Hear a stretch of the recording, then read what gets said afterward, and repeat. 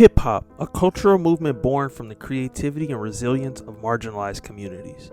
Its beginnings can be traced back to the Bronx in the 1970s, rooted in African American and Latinx experiences. Hip hop comprised a fusion of artistic expressions, including MCing, rapping, DJing, breakdancing, and graffiti art. Party served as the foundation for this movement, where DJs like Kool Herc pioneered the use of turntables to extend the grooviness part of songs, giving birth to the concept of the breakbeat. These beats became the canvas for MCs to rhyme and rap, addressing both the harsh realities of urban life and their aspirations. Hip-hop quickly evolved into a powerful tool for self-expression, social commentary, and empowerment, eventually spreading its influence across the globe and reshaping the music, fashion, and cultural landscape forever. From these parties, hip-hop's early days saw the rise of pioneers like Grandmaster Flash, Run DMC, and many more, who laid the foundation for the genre's growth.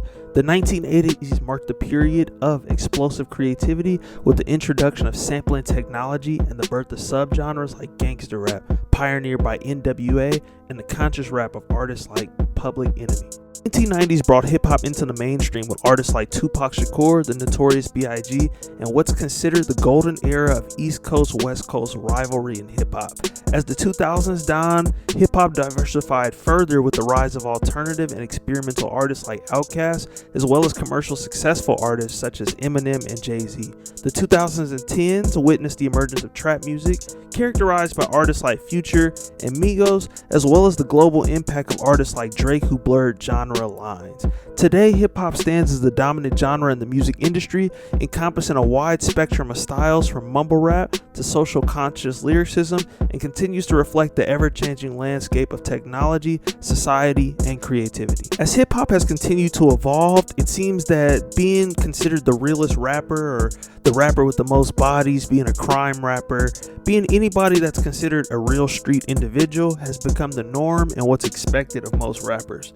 Labels seem to only sign artists that are the most gangster and don't really focus on conscious rap as much as it has in the past. In one of my previous videos, I mentioned how Ebro mentioned that record labels will no longer be focusing on hip hop and will now be diverging their interest and focus to Spanish and African music. Today we're going to dive into one of the main reasons why I believe that labels are starting to do that, and ultimately it's because of the number of rappers that are currently incarcerated in different prisons, various places all around the United States. If you haven't already, please be sure to like, comment, and subscribe. This is Life as We Know It. Let's jump right into it.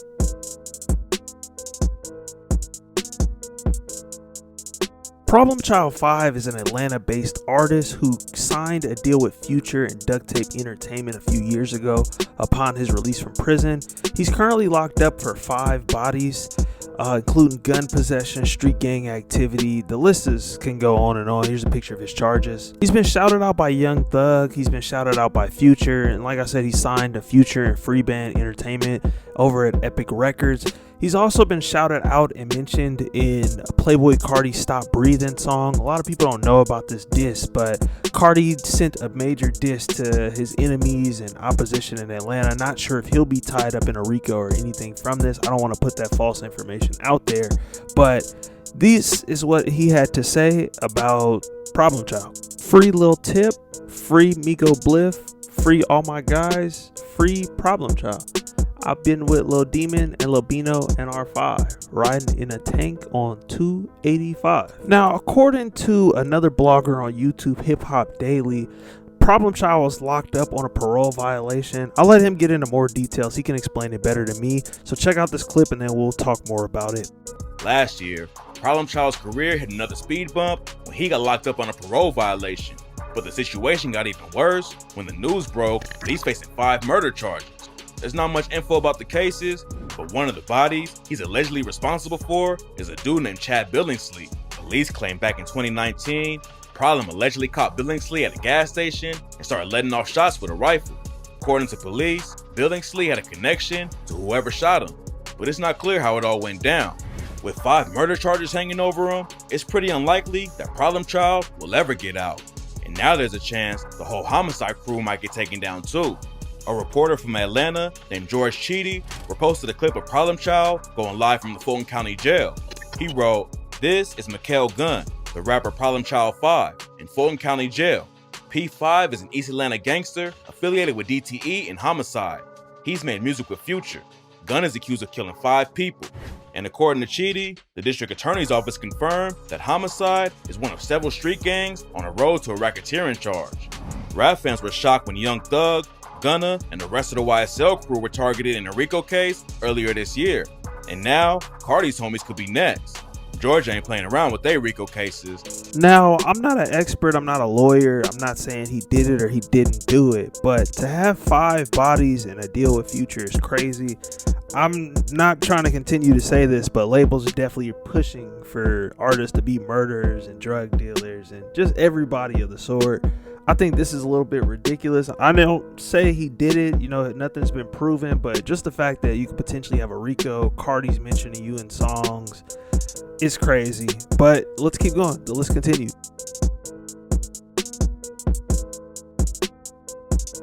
Ola Run is another Atlanta artist from East Atlanta, Zone 6, who was released from prison in 2018 and began taking music serious.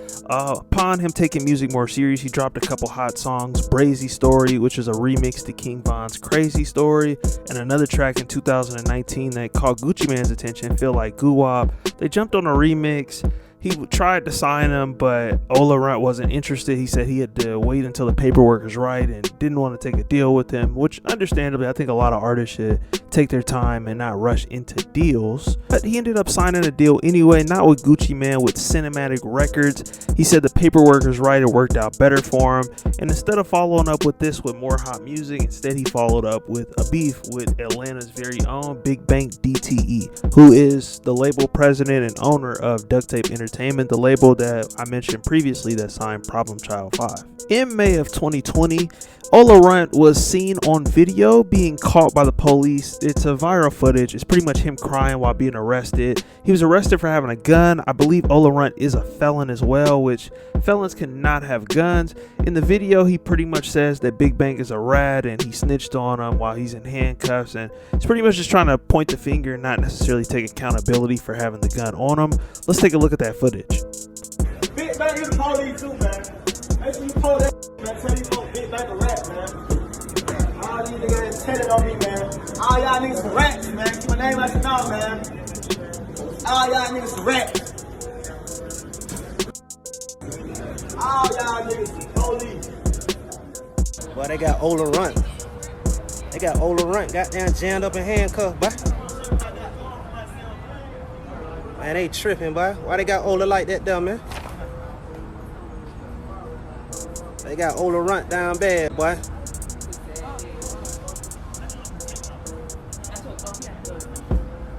Oh, shit. Damn, he got caught with the fire. Jit got caught with the fire, man. They say he caught Shawty with the fire, man. He say he protecting his life, man. They say they out on his head, boy. They say, man, go on take me to jail, boy. They caught that boy with the fire. You can bond out. I don't know why they... Now, I'm not going to say Big Bang DTE told on him or play any of those type of games because I don't know. I wasn't there. I don't think any of us were there, hopefully. But I did do some research and I was able to find out that Ola Run was actually arrested, a part of an even bigger plan than probably anybody telling on him, called Operation Phoenix in Atlanta. It was pretty much an effort to identify, investigate, and persecute the individuals that were deemed the most dangerous citizens of society in the city of Atlanta. He was named as one of the people on this list, and they pretty much fall into one of the 9 prohibited categories, including being a felon, illegal alien, or unlawful use of a controlled substance. There's further charges, further categories. We're not going to get too deep into it, but as you can see right here, he was arrested for possession of a firearm by a convicted felon. So like I said previously, he was a felon carrying a gun, not supposed to have one. I know people feel like they're supposed to protect themselves, but ultimately, the law is the law. But this didn't stop him being mentioned. This hasn't stopped Ola Run in general. He's been locked up. I know he's fighting his gun case, not sure how long he's in there, but he's been mentioned in a Playboy Cardi song. Cardi mentioned a lyric about him, had a whole bar about him. Song Stop Breathing, same song where he actually mentioned Problem Child 5. He actually shouted out Ola, probably a very disrespectful line, not necessarily a shout out. But he said, I got niggas in chain gang on my side. I had the niggas shank Ola for a pie. I had the niggas shank Ola for a pie. So I'm not sure if that's actually what happened. I have also heard Ola Run's name come up in a 1090 Jake story where he sent a prison hit, or one of his homies, I believe, sent a prison hit to take care of something. Let's dive into that clip as well. Succeed would be targeted and gunned down. But a closer look into Cameron's life outside the gym would reveal an entirely different lifestyle than the one shared by his mother. Cameron was more commonly known as Lil Cam, and on his own Instagram, he could be seen posing with a variety of guns, including a story post of him riding in the passenger seat armed with a Glock with an extended magazine. Now, while Georgia has some of the most relaxed gun laws in the country, Lil Cam had turned 15 just weeks before his death, and no law allows a 14-year-old to carry handguns. But aside from the weapons, it's alleged his blood relation to his older brother is the reason for his murder. Lil Cam was the younger brother of none other than Jeree Jackson Jr., who's more commonly known as 25-year-old Atlanta rapper Ola Run. The rapper, who spent 5 years in prison and was released in 2018, began quickly gaining attention in the city, and in 2020 was even sent a 1017 chain, leading many to believe he was signing to Gucci, who he hadn't even met. The $1 million deal never went through, and later that year, Ola Run would be one of 12 arrested by the FBI in Operation Phoenix. He'd be indicted by the feds after being found in possession of an FN-57 pistol loaded with 21 rounds, and after a guilty plea, he'd be sentenced to 57 months in federal prison. It's unlikely the sentencing of 57 months had anything to do with the FN-57, but goddamn, what a coincidence. It's believed Lil Cam was targeted because of who his brother is and his brother's alleged gang affiliation. A total of 6 teens would be arrested for the murder of Lil Cam and the death of 12-year-old Zion, even though Zion was part of the group that killed Cam. Zion was known as Lil Hot, and while his friends fired at Cam's group, one of Lil Hot's friends accidentally fired a bullet into the back of his head, which exited his face and killed him instantly. It was a reckless hit, gone all the way wrong, and done by kids, as the suspects are aged between 14 and 17. Lil Rodney can be seen in a photo with Lil Hot, and it's alleged Lil Rodney was bragging about killing Cam while in jail. What Rodney didn't know was an alleged affiliate of Ola Run was right next door in the cell block. Kavian Thomas, who's more commonly known as Draco, is said to have stabbed Lil Rodney as get back for Cam. And not only that, it's alleged that while Rodney was getting stabbed, he'd cry out that he didn't do it and name the actual killer. All of this is alleged to have been recorded on video by a cell phone within the jail, but the video has yet to be released. It's unclear if Draco meant to punish Rodney or torture him until he found out who actually killed Cam. But his determination in digging through a fucking jail wall to get to a rival gang member will go down in Atlanta jail history. Now this is crazy. The whole story, everything to do with this. I personally don't know if Ola Run actually sent the hit to have his brother's killer taken care of, but either way, it's just a crazy story. And like I said, it's just another reflection of, you have a major label deal, why are you still in the streets? But let's keep going. Let's continue. Let's get into number 3.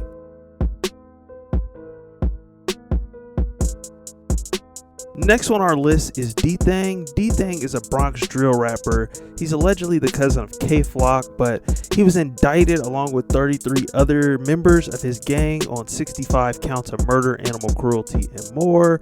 According to ABC 734, alleged members of the Bloods affiliated RPT organization have been charged with conspiracy to commit murder, attempted assault, animal cruelty, criminal possession of a weapon, among others.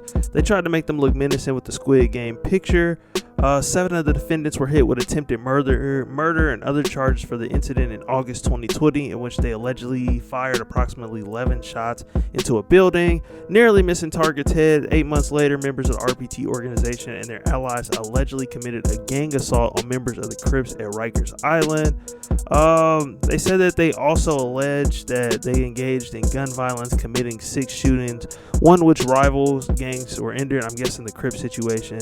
They allegedly fired wildly on the streets without regard for lives of anyone else. They allegedly possessed a gun used in the shooting and posing it with social media videos and rap about their crimes. Now, to me, I think that's the worst part about all of this.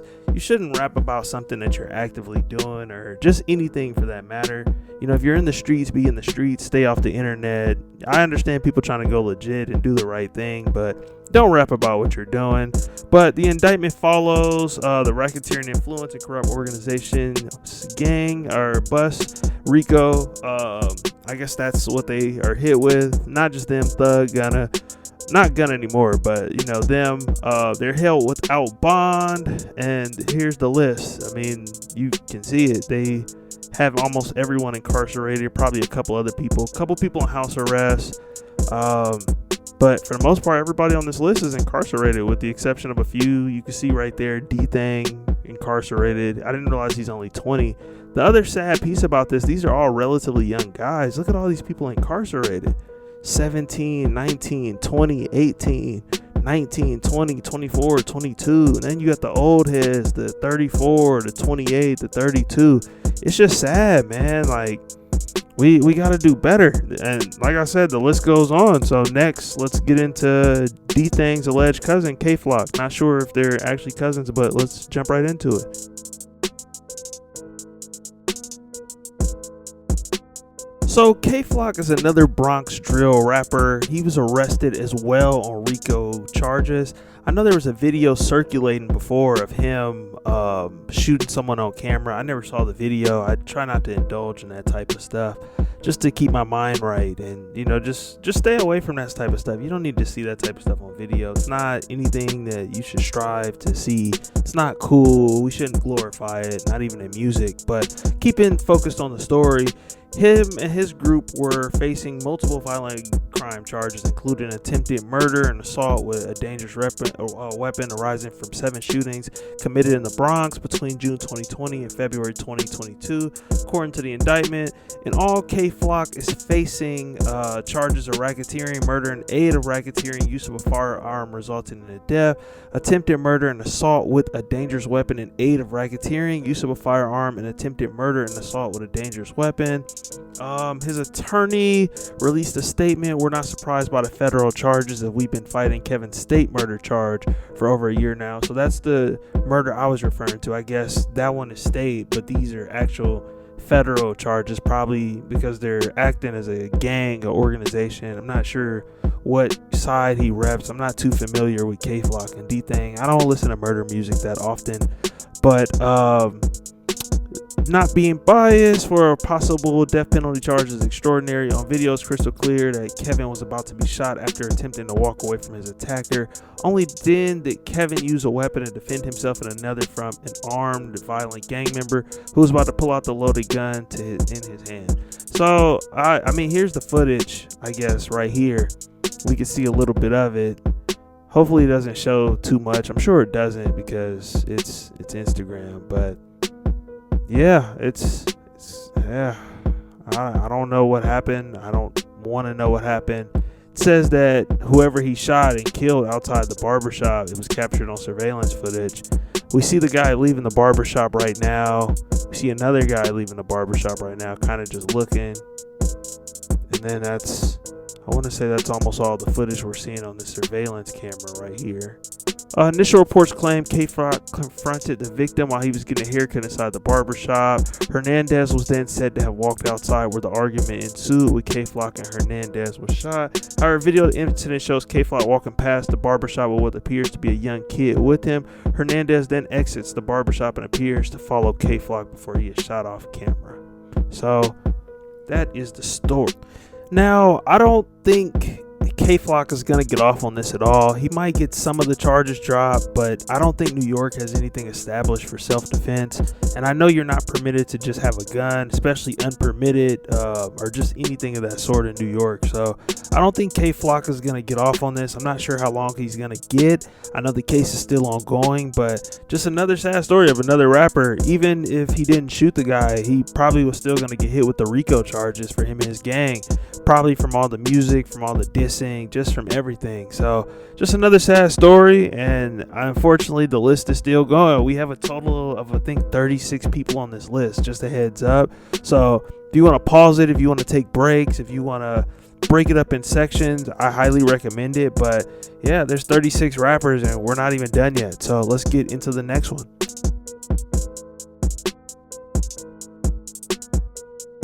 Another Bronx drill rapper that has been arrested and is currently about to potentially face time for charges.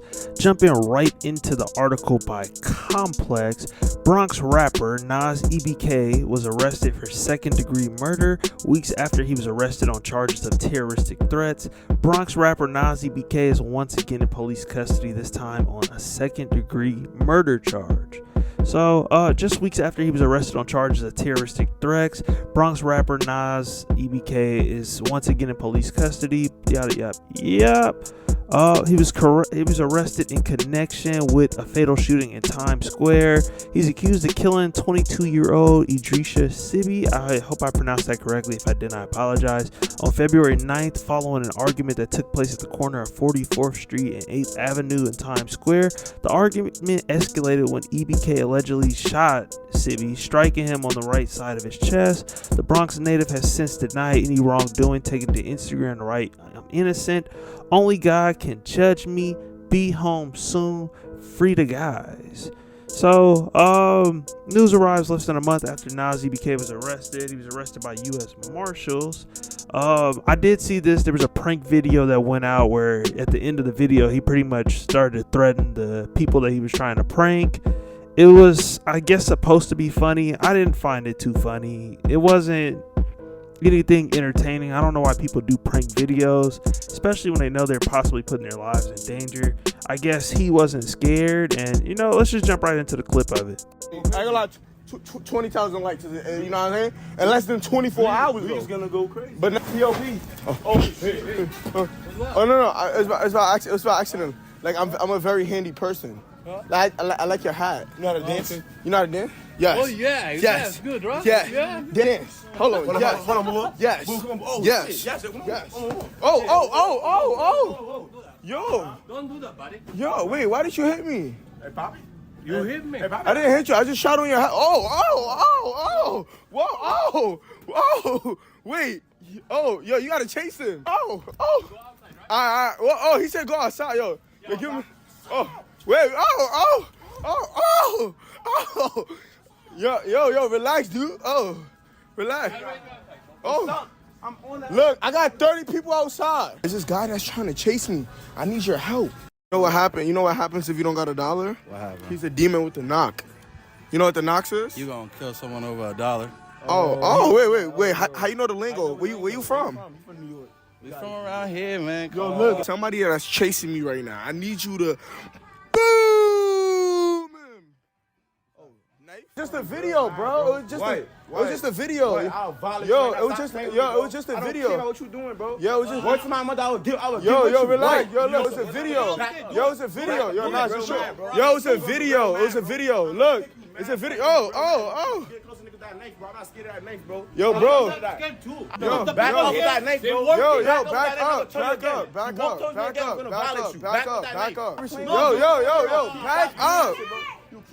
up. Tell him back up. Oh shit. Yo, what are you? Yo, bro.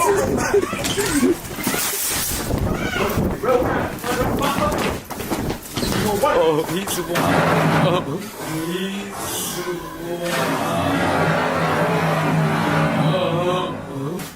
He's wild. No face. No case. Yo, I'm gonna act like me and Nas is about to fight. We about to cause a big ass scene. My initial thoughts are, why would you film that? Why would the cameraman keep filming, keep shooting? And most importantly, why would you post it? So you can get in trouble. This right here was the video that was used to get him on the terroristic threats charge, which I'm not gonna lie, it looks pretty valid to me. You can see him on video kicking the guy. You can see him threatening to stab him. You can see him digging in his pocket as if he has a knife, which I'm sure he probably did. He wasn't bluffing. But just the fact that you're on camera doing that is crazy. I'm waiting to see what happens with the murder charge. It's still ongoing, so we're not sure where it's gonna go. He could be innocent. I'm not saying that he's innocent. I'm not saying he's guilty. I'm not taking a side. I'm not objective with this, but I do want to highlight this as he's another rapper that's currently locked up. Another rapper that's popping, doing podcasts. He's been all over. I mean, I don't watch his stuff too much, but I've seen him on Say Cheese. I've seen him on No Jumper. Videos doing millions of views, so it just doesn't make sense. Why not focus on music rather than trying to do prank videos and getting yourself locked up, or even more specifically murdering people allegedly?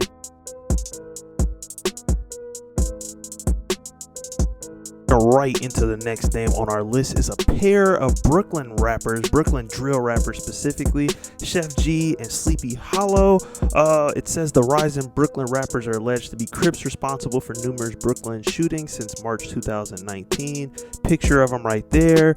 On May 16th, Brooklyn District Attorney Eric Gonzalez, New York City Mayor Eric Adams, and New York City Police Commissioner Keesant L. Sewell, I hope I pronounced that correctly, held a press conference announcing that rapper Chef G, real name Michael Williams, and Sleepy Hollow's real name Tegan Chambers were arrested as part of a 32-person, 140-count gang indictment alleging murder, attempted murder, gun possession, other crimes. Gonzalez claimed that the men charged are members of the 8 Trey Crips and 9 Ways gang, who collectively waged war on the Folks Nation, Gangster Disciple, and ICG Babies over a period starting in March 2019.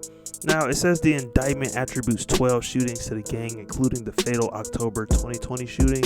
Theodore Sr., aka Sniper Blicky, an alleged member of the Folk Nation, Gangster Disciple, and an ally of Chef G's rival 22 G's.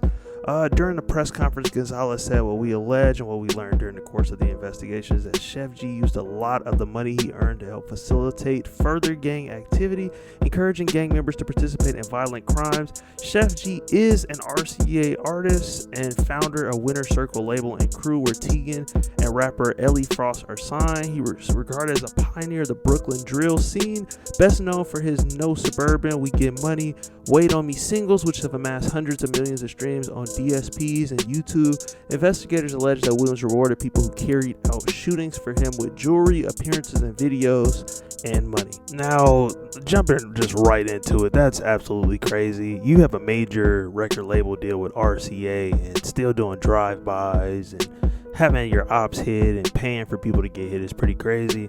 I know money doesn't really change people a lot of times, it just enhances who you truly are.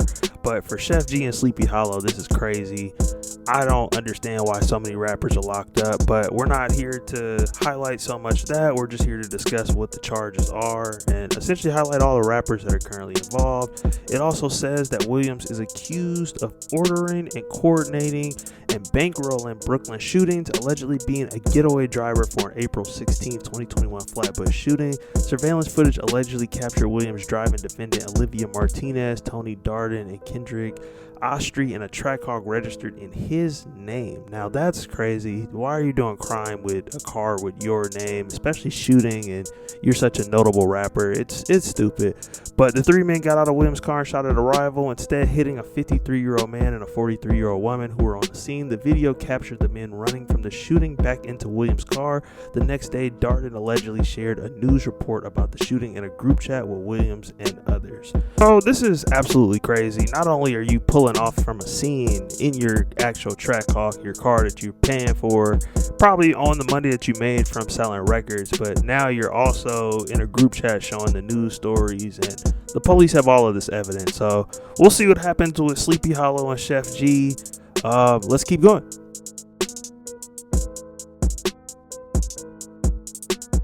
Is a rapper coming out of Brooklyn. He's another drill rapper that's on the up and up. He's often compared to Pop Smoke for the way he sounds and his I think his Crip affiliation as well, although I'm not completely sure.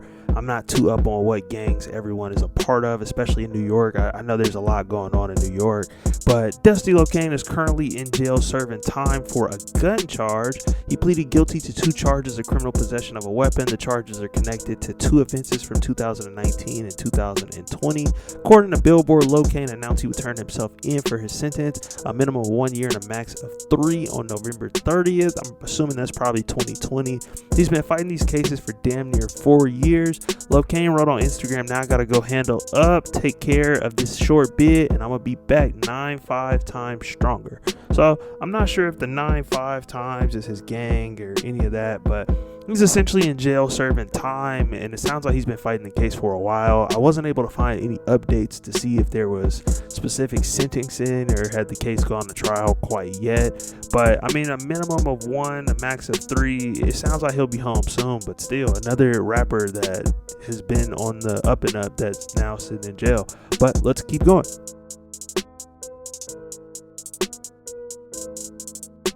30 Deep Grimy is a St. Louis rapper. He's done a couple songs with Lil Baby.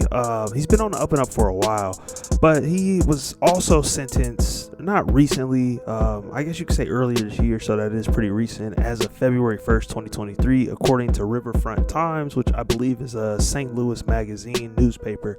30 Deep Grimy was sentenced to 7.5 years in prison the day after his new album drops. Popular rapper in St. Louis, Arthur Presley, better known as 30 Deep Grimy, was sentenced in federal court today to more than 7.5 years in prison for being a felon in possession of a firearm. The felon in possession charge what Presley pleaded guilty to last October stemmed from a January 5th, 2021 police stop during which Presley and 3 other men in a 2008 Pontiac G8 were pulled over in North City. On the backseat between Presley and another man sat a Beretta M9. Presley, 25, subsequently admitted to trying to forge a bill of sale from 3 months prior to make it look like the gun wasn't his, but instead belonged to the man seated next to him. However, numerous social media posts show Presley with the gun, including in October 2020 when it was purchased. Now, going back to, like I've said before, taking pictures of guns, just anything where you know you're actively committing crime. In this case, he may have just been protecting himself, but any incident where you know that you're not supposed to have something or you're not supposed to be moving a certain way and you still are, it's just stupid, and rappers have to stop doing that. It's just not that much of a push to try to prove that you're real. Most sentencing hearings for felons in possession last around an hour, but Presley's took all morning, started at 9:30 and not wrapping up until 2 p.m. The hearing was also more attended than the average sentencing hearing, with about 30 people. Almost all Presley supporters in the courtroom sat in the public seating area. They recommended sentencing guidelines for Presley's crime and criminal history was between 41 and 51 months. Now, that's the other thing you have to think about. If you're a rapper and you are considered a real street person, a real street individual, you're gonna get more time based off of your rap sheet more than likely, especially if you're a rapper and you're currently rapping about a lot of this stuff. I know that they're probably gonna use lyrics in court. We've seen it all, but let's keep reading the story. The U.S. Attorney Cassandra Wickman asked Judge Stephen Clark to impose the maximum possible sentence of 10 years. Wickman said that the longer sentence was warranted because Presley was a prolific possessor of firearms and a gang leader who had no respect for the law. So they're already trying to classify him as a gang leader. They're trying to classify him as having no respect for the law and saying that they pretty much need to lock him up so he comes out reformed, which is going to happen for a lot of people, especially if you have that lengthy rap sheet like he has. But during the hearing, the prosecution displayed photos posted to social media that show Presley holding firearms. They also played excerpts from Presley's music videos, including one in which the rapper gets a stimulated blowjob outside the very courthouse where the hearing was taking place. Crazy, crazy, crazy. My rap name is an image I have to portray. I have a certain type of fan base, Presley told the judge. He added, I feel like I'm being targeted because of my rap name. I'm Arthur Presley. I'm a human being.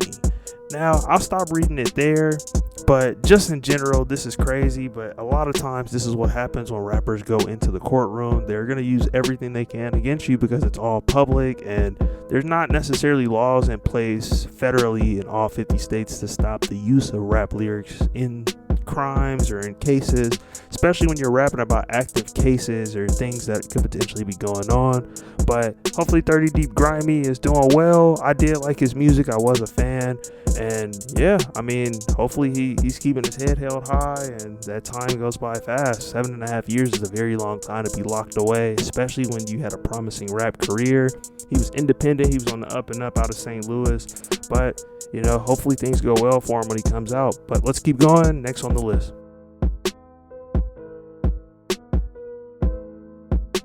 Lil G, I hope I pronounced that correctly, is a Bay Area rapper and former member of SOB and RBE. Lil G was caught in a murder case in 2019 and was pretty much sentenced to 21 years in prison, according to the article on Rolling Stone. A judge in California has sentenced Lil G, a 24-year-old rapper whose name is George Harris, to 21 years in state prison for shooting a man, Rasheed Flowers, to death 4 years ago. Harris pleads no contest to the charges on March 2nd, according to the East Bay Times. Harris' plea deal helped him avoid a jury trial for first-degree murder. The Times report, which could have carried a sentence of 25 years to life in prison. He may face other charges too, since he was previously convicted as a felon and admitted to using a firearm in the shooting. Miss Denise Tanisha, and I feel honored to have represented Mr. Harris through the ordeal, as well as fortunate to have secured this plea deal on his behalf. So I'm guessing this is his attorney talking. Maxima A. Ferrantes, who represented Harris alongside Tanisha, tells Rolling Stone, "The incident that led us here unfortunately cannot be changed, but we are grateful an outcome was achieved where Mr. Harris will eventually regain his liberty and hopefully continue to share his gift and talents with the world. We also want to extend our appreciation to his family, his supporters, colleagues, and everyone who contributed to the preparation of his defense and helped him secure the outcome that eliminated the risk of life in prison."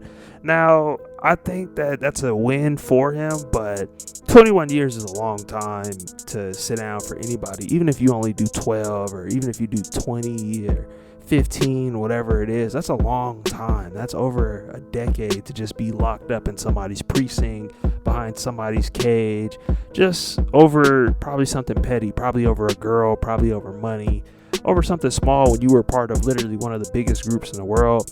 I was a big fan of SOBRBE. It's unfortunate they broke up, but you know, with everything that's happened, Lil G, just the split between everybody in the group, I could probably understand why they broke up, and maybe it was for the best, but hopefully Lil G's keeping his head held high. It's unfortunate that another rapper is in jail. This is not the end of the list, however, so let's keep going.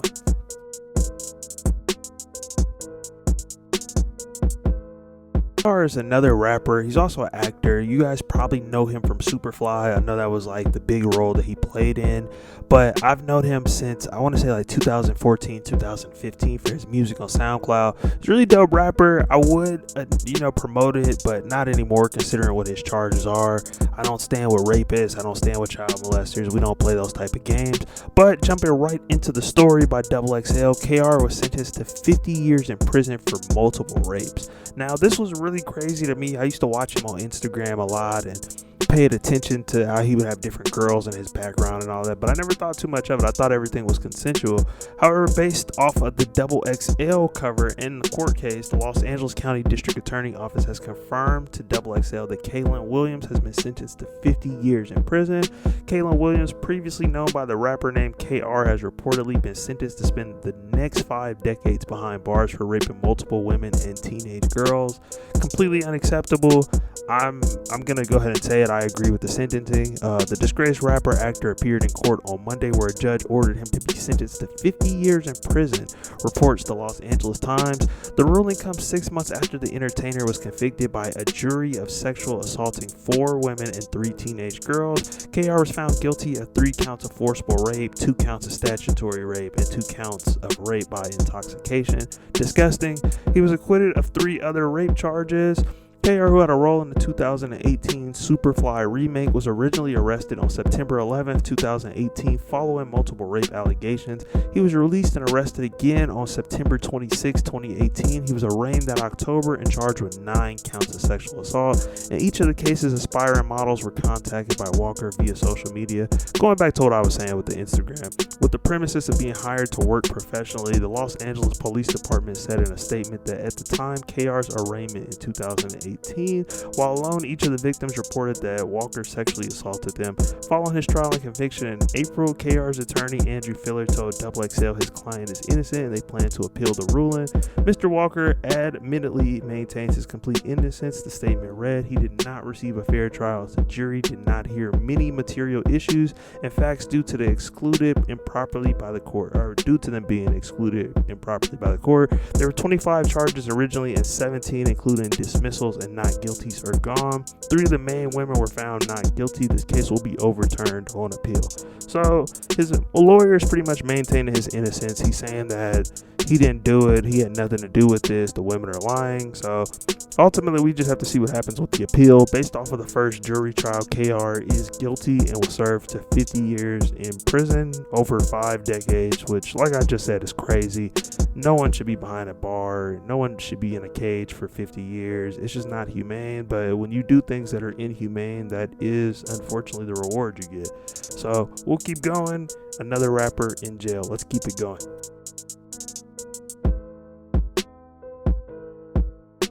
Next on our list is Mobile, Alabama rapper Honeycomb Brazy. Honeycomb Brazy is currently serving the rest of a 15-year sentence that was handed down to him in 2016 for possessing a firearm.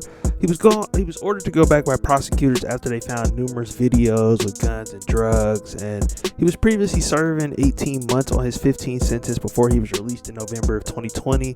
After that year, he began dropping music. He was dropping music before, but he ended up landing a deal with Jay Prince's label Mob Ties. He was dropping music. He was continuing to push, doing shows until he was arrested. We do have a couple clips to show regarding this, and then we'll react.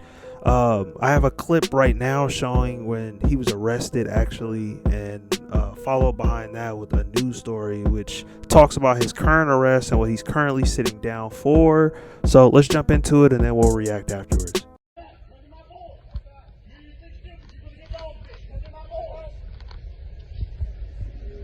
Come to my boy. Come to my boy. Down your knees.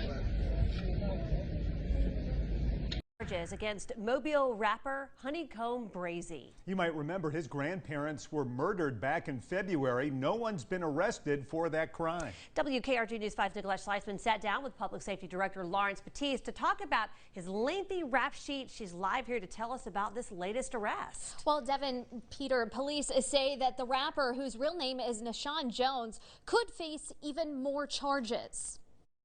He doesn't have a problem posting some of his activities that he's involved in. Jones was arrested on Sunday in Dothan on warrants to revoke his probation. He's bragging about being in possession of firearms.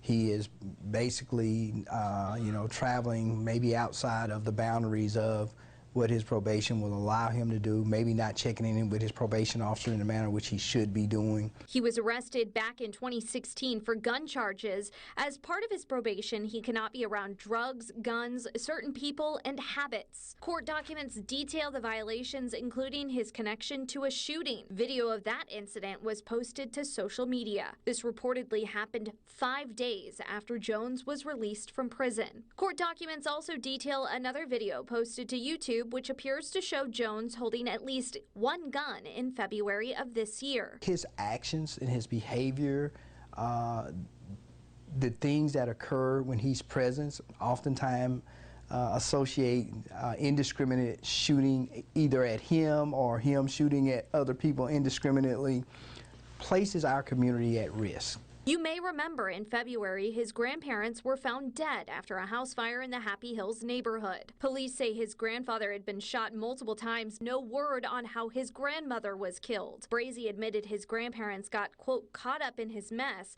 but police say they're still working to find who's responsible. He has certainly placed himself in the spotlight, and he has probably done some things that has caused other people to be have a reason to maybe to attack or maybe harm him.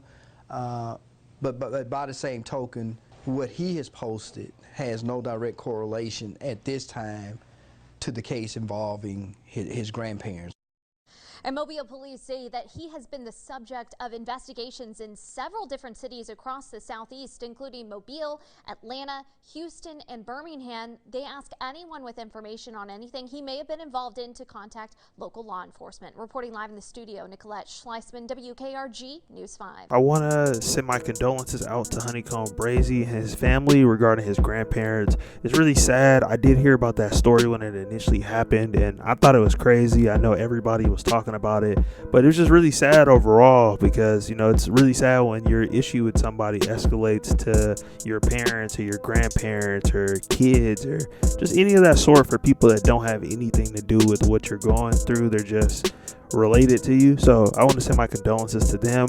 But second of all, it's just crazy. Like, I do respect his response to it, where he said it himself. He's not going to retaliate or anything against any elderly people, kids, women at all. But it's just a really sad situation, especially to have to go to jail after something tragic like that happens.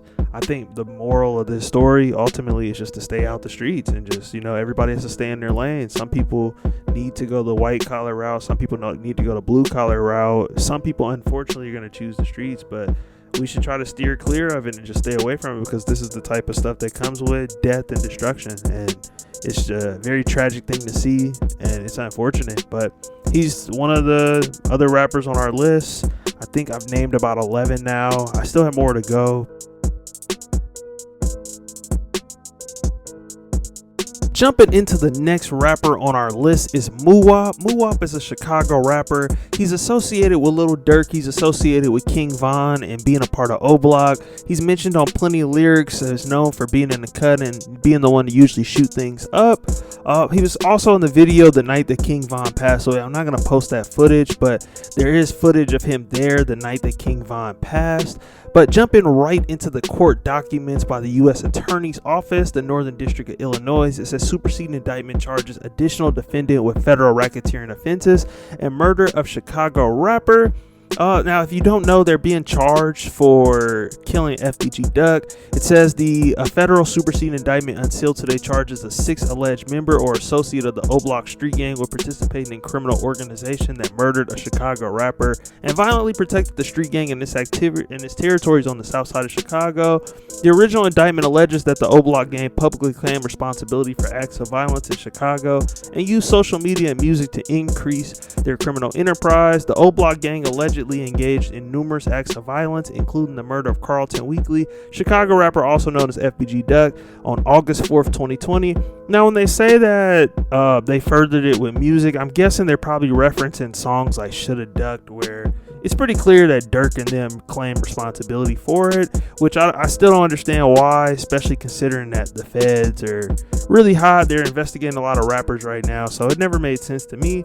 But continuing with the article, Ralph Turnpin, also known as Tall and Teasy, of Chicago, has been added to the case, charged with 1 count of committing murder in aid of racketeering and 1 count of conspiracy to commit murder in aid of racketeering.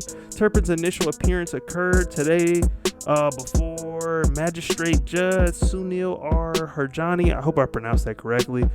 Turpin is currently in federal custody, and a detention hearing has been set for April 12, 2023.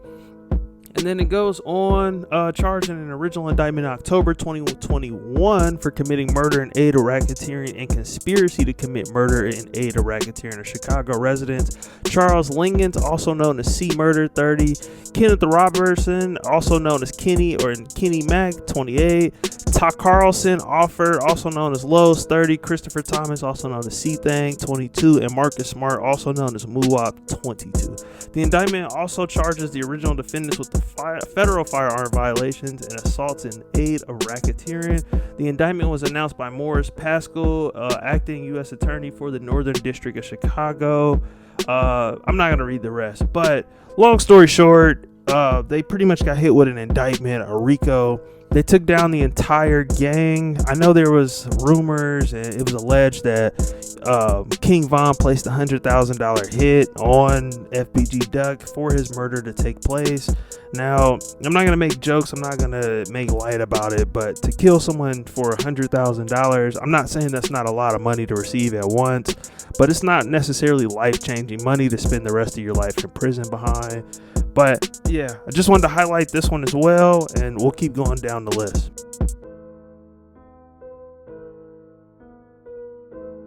Go YoYo is a Fort Worth, Texas rapper who's been associated with Soulja Boy. He's on Say Cheese all the time. He's constantly in the media. Really funny guy, really entertaining. Never heard his music, but really entertaining when you see him on interviews. He's had issues with the law before for previous gun cases, where 5 different instances. Usually he's released on bond. However, for his most recent charge, he went on a high-speed chase with Texas police. He filmed it on Instagram Live, posted it for the world to see, and now he's been ordered to serve a total of 41 months. At the time of his arrest, he was already out on bond for the different gun charges, and pretty much the feds picked him up for his most recent gun charge. He says he'll be home soon, but he was faced with 20 years previously for attempted murder. He's a pretty wild guy, but we'll jump into the clip and then we'll react about him. Damn, cuz, which one you rat ass police ass niggas that cop laws on me or something, nigga? Got 5 motherfucking laws following me, nigga. You police ass, snitch ass niggas. You niggas hoes, nigga. On my mama, nigga, I'm gonna be out in the morning. Niggas bitches, nigga. I'm talking about, nigga, I'm smoking dope, nigga, fuck them. Suck my. So that's pretty wild. I mean, anybody that's going on a high-speed chase and filming it, you definitely need to be questioning what you're doing. Why are you committing crimes and filming them for the world to see, or just any of that sort of stuff, especially with the weed in Texas. Texas is not legal federally or state-wise for weed, so I'm sure that may be an additional charge, especially if they find it. Maybe he got rid of it so they didn't, but all in all, I think this is just another example of a rapper that probably should take some time, figure it out, and try to separate himself from the streets. But let's keep going down the list.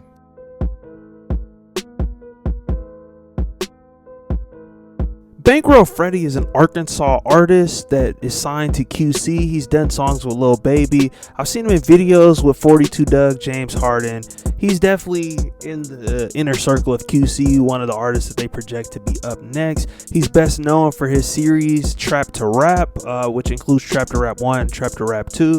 But Bango Freddy was actually locked up on federal gun and drug charges a part of a major federal trafficking bust. Jumping right into the article by Billboard, Bango Freddy was arrested in Jonesboro, Arkansas on Wednesday, November 9th as part of a major federal drug and gun bust conducted across the state. The rapper, born Freddie Gladney III, and his father, Freddie Gladney Jr., were among more than 45 people swept up in the action, according to a copy of the federal indictment. The indictment claims that from March of 2021 through October of 2022, the defendants allegedly conspired to distribute and possess cocaine, crack cocaine, methamphetamines, marijuana, and then Freddie possessed an arsenal of weapons that included at least 3 9mm pistols, 2 rifles, and machine guns in furtherance of the drug crime. Prosecutors claim that Gladney and their co-conspirators allegedly trafficked guns and drugs across Arkansas, Texas, California, Arizona, Georgia, Mississippi, Tennessee, and Oklahoma, and that the arrests were the culmination of 3 different investigations, according to the Associated Press. And a statement was released from the U.S. Attorney's Office regarding that 2 FBI investigations into drug violence and drug trafficking, separate DEA investigation on colored methamphetamine and fentanyl were being mailed from California into Arkansas and then distributed into Little Rock, Pine Bluff, and Houston. Weapons included machine guns, cash, drugs. So ultimately, he was pretty much caught up. He was arrested for drug and gun charges. He's probably gonna do 10 years in what I'm thinking. I know he wasn't released on bond, and he's facing at least 11 different charges. So we'll see what happens. Let's keep going down the list.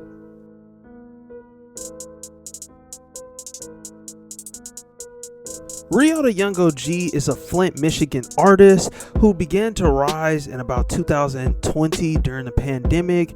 Him and a bunch of other artists from Michigan, whether it be Detroit, whether it be Flint, they were all on Lil Yachty's project. They were dropping like crazy, blowing up on YouTube. But unfortunately, Rio had to go sit down. He was sentenced to 5 years in prison, according to Pitchfork's article. The Flint rapper pled guilty to possession of a firearm in furtherance of a drug trafficking crime. Rio G, the Flint, Michigan rapper who released City on My Back last year, was sentenced Wednesday to 5 years in prison for a charge related to a 2019 arrest over possession of a gun with intent to distribute controlled substances. In an Instagram story, Rio said he'll begin his sentence in summer 2020 2021. According to Michigan federal court documents viewed by Pitchfork, Rio was named in a February 2019 grand jury indictment that charged the rapper with conspiracy to possess with intent to distribute cocaine base and heroin. He was named alongside 5 other people. In February of 2020, Rio reached a plea deal that waived the indictment in favor of a guilty plea.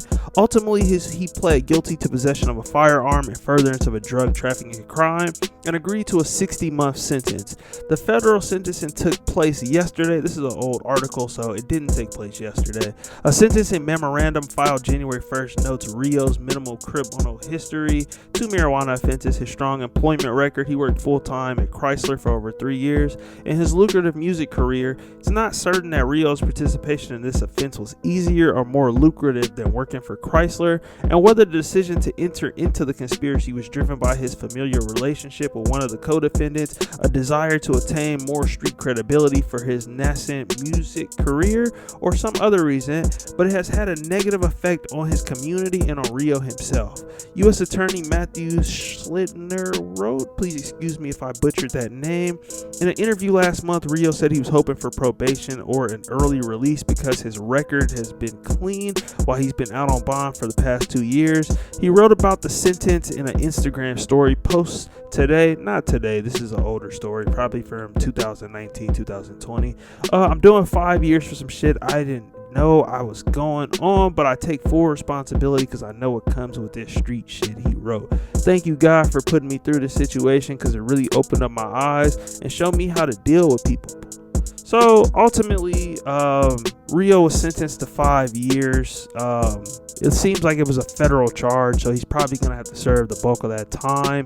I was a Rio fan, so it was sad to see him go away, but you can't have a firearm, and in this case, it sounds like maybe he didn't know what was going on. Maybe he was just playing his part, but the list continues. Let's go on to the next person.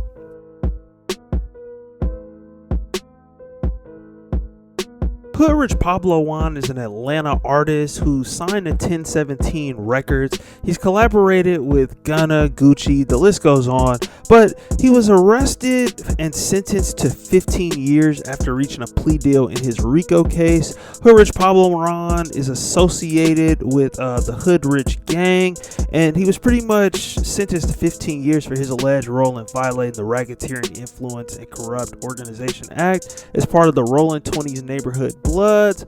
However, Hood Rich Pablo Wan's deal means he will only serve 5 years behind bars, and the rest of his remaining sentence he will see on strict probation, which will ban him from associating with any gang members or possessing handguns. The former 1017 Eskimo signee was arrested in Georgia in October 2020 as part of a larger gang investigation on RICO charges and was denied bond as he should be eligible for credit on his time served. He was among 46 alleged co-conspirators facing an indictment on 92 counts of racketeer influence and corrupt organized act, 59 counts of violating the Georgia Street Gang Terrorism and Prevention Act, 3 counts of trafficking methamphetamine, 3 counts of trafficking heroin, 4 counts of kidnapping, 4 counts of murder, and 24 counts of aggravated assault. The 33-year-old has stayed busy while incarcerated and has released 3 new projects since being locked up in 2020. Most recently, Hood Rich Pablo Wan teamed up with Lil CJ Casino for their Hood Rich Pablo Casino mixtape. Now, my thoughts on this, I heard a story, another YouTube blogger, I can't remember the name at the moment, I'm blanking, but it was pretty much about the Hood Rich gang in like Lithonia, Georgia, East Atlanta, Georgia, and they were pretty much doing like home invasions and stuff like that. I'm not saying this is what he was a part of, but that is what I heard about the RICO, so maybe he's attached to that. It does sound like he's going to be sitting down for a very long time on a state RICO. It's actually the same state RICO that Young Thug, Donald Trump now, and Gunna have all been hit with. So yeah, he's already been sentenced. He took the plea deal, so I guess in at least 5 years we'll see him. But let's keep going. Next on the list.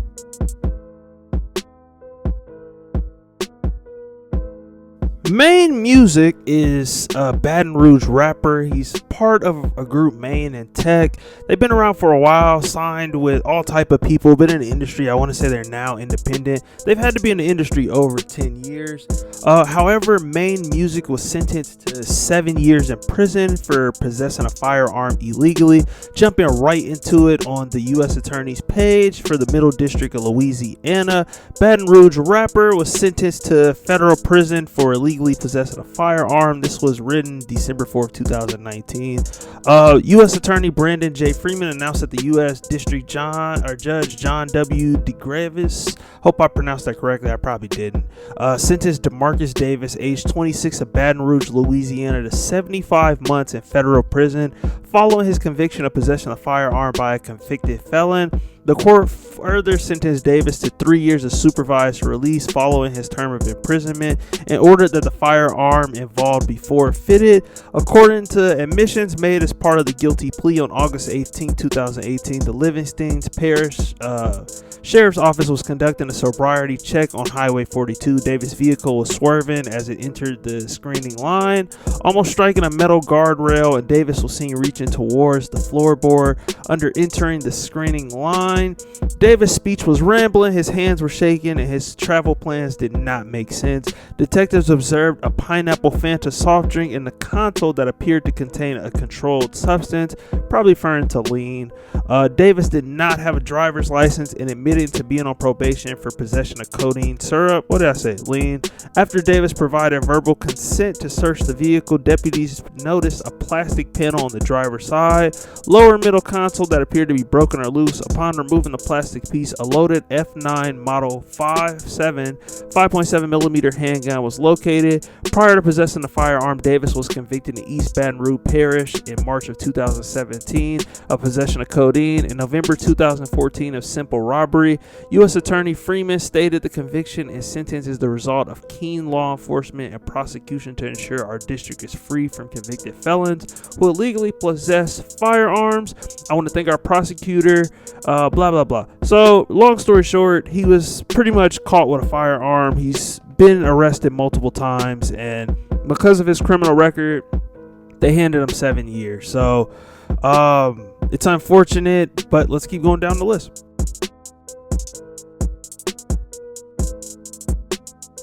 Psycho Bob is an artist that signed to Kodak Black's record label Sniper Gang Records. He emerged on the scene in 2021 with the project Sniper Gang Presents Psycho Bob and Snapcat Nightmare Babies. This was also the same project that featured Kodak Black's single Super Gremlins. Now, I'm going to be honest, I listened to this project and it was absolutely horrible. The best song, biggest standout song on this was Super Gremlins. And outside of this, I know absolutely nothing about Psycho Bob and his music. But Psycho Bob was sentenced to 5 years in prison following for gun possession. According to the article on Hot New Hip Hop, the Florida rapper pleaded guilty in December of last year to a charge of gun possession. Following a January arrest, he signed to Kodak Black's Sniper Gang Collective and is now serving 5 years behind bars. The Florida rapper Campbell Smart pleaded guilty to a charge of gun possession back in December of 2022. While not many details surrounding this case came out, it followed a January 2022 traffic stop at around 3 a.m. During this pullover for speeding on I-75 in Collier County, Florida, a Florida Highway Patrol trooper found a bag of marijuana and a loaded gun. Furthermore, Hip Hop DX discovered jail record copies showing alleged charges of a DUI, carrying a concealed gun, possession of a controlled substance without a prescription, possession of more than 20 grams of marijuana, and a possession of a weapon or ammo by a convicted felon. As of writing this article, Kodak Black has yet to respond to these developments on social media. However, given their close collaboration, hopefully the label boss is supporting his artists in any way possible through the tough time. Unfortunately, it's the most dangerous headline Psychos had to face.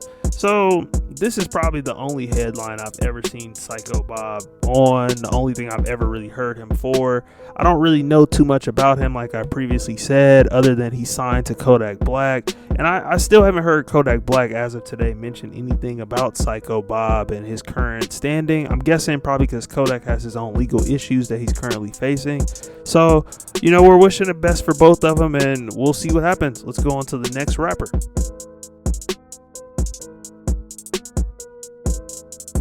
Fujiano is another rapper from Atlanta. He signed to Gucci Mane's 1017 Records, which I don't know. I know he's restarted a couple times, but shout out to Gucci Mane. Gucci Mane is responsible for a lot of artists in Atlanta, and I know most of the time people take advantage of the opportunity to be around him, to be around his greatness, his musical genius, and even just the connections around him. However, rapper Fujiano was recently indicted for a 2020 gun charge. According to this article, an Atlanta-based rapper who was performing at Greenville's Lavish Lounge the night of a mass shooting faces a federal firearms charge after prosecutors said he illegally brought a handgun and ammunition into the club. Kwame Brown, known by his stage name Fujiano, is a convicted felon, is accused of bringing a .40 caliber Glock handgun and rounds into Lavish on July 4th, 2020, when a shooting left 2 people dead and 8 others wounded. According to the Assistant U.S. Attorney Justin Holloway, after Fujiano entered the club that night, Holloway said he gave the handgun and ammunition to a member of his security team who is also a convicted felon. Sheesh. The person faces a federal firearms charge, though the name was redacted from the indictment. Neither Fujiano nor the unnamed member of his security team are accused in the indictment of opening fire that night. A warrant for the entertainer's arrest was issued on November 9th while he was being held at the Athens Clark County Detention Center in Georgia on other charges. He was arraigned in federal court in Greenville on December 13th, according to the court records. Jarquez Cooper of Athens, Georgia, was arrested shortly after the shooting and charged with 2 counts of murder, 7 counts of attempted murder, and 1 count of possession of a firearm during a violent crime. The shooter remains under investigation. Mikhail Bella, a 23-year-old mother of 2 and 53-year-old Clarence Sterling, who was working as a security guard at Lavish during Fujiano's performance, were killed during the night. Authorities have said neither were involved in the altercation that prompted the shooting. Fujiano has requested to return to custody in Georgia as his case it's been weighed through court. His public defender did not return a call. This article was written before Fujiano was sentenced, but ultimately Fujiano was released on bail and essentially was arrested again because he cut his ankle monitor off and went on the run. Was really stupid, didn't make any sense, especially because the other man involved said that he would take the gun charge. So Fujiano ultimately was sentenced to 5 years for cutting an ankle monitor for a charge that someone else was going to take for him. Doesn't make any sense, really backwards. Like I said, you were around Gucci Mane, you had the opportunity to learn, grow, utilize the connections. Really unfortunate that he didn't and now he's locked up. But let's continue.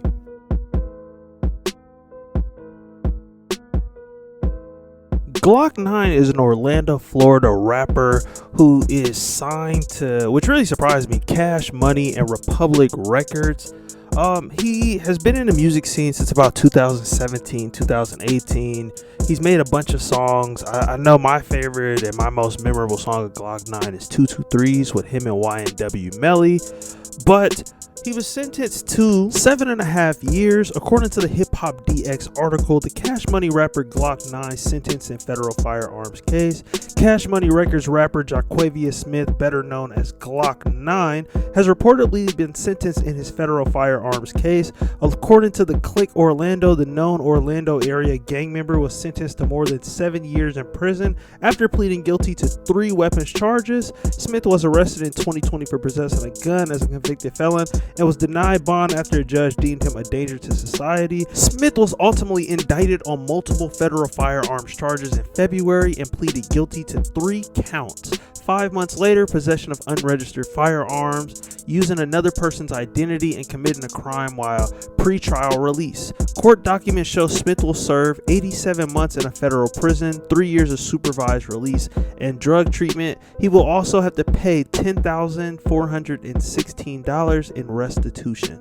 But that's just the tip of the iceberg for Smith. He's still facing racketeering charges in state court, where his trial scheduled for March 2022, as well as charges of attempted second-degree murder. In January, investigators accused the rapper of firing a gun in an Orlando home in July 2020 as he was attempting to target another local rapper. A woman was inside with her children at the time, but no one was injured. A witness told detectives Glock 9 wants to be the only rapper coming from Orlando. Now, to me, this is crazy, especially like I said previously, you're an artist signed to a record label. Not just any record label, a legendary record label, Cash Money Records. Lil Wayne, Drake, Nicki Minaj. Do I have to go on? The list is ridiculous. But unfortunately, he decided to do drive-bys and other crimes, and now he's locked up for 7.5 years within the Fed. It's also worth mentioning that not only is Glock 9 in the Feds, but he's in the same federal jail that Fujiano and Psycho Bob are all locked up in. They even have a nice photo floating around currently on social media with the three of them linking up in prison.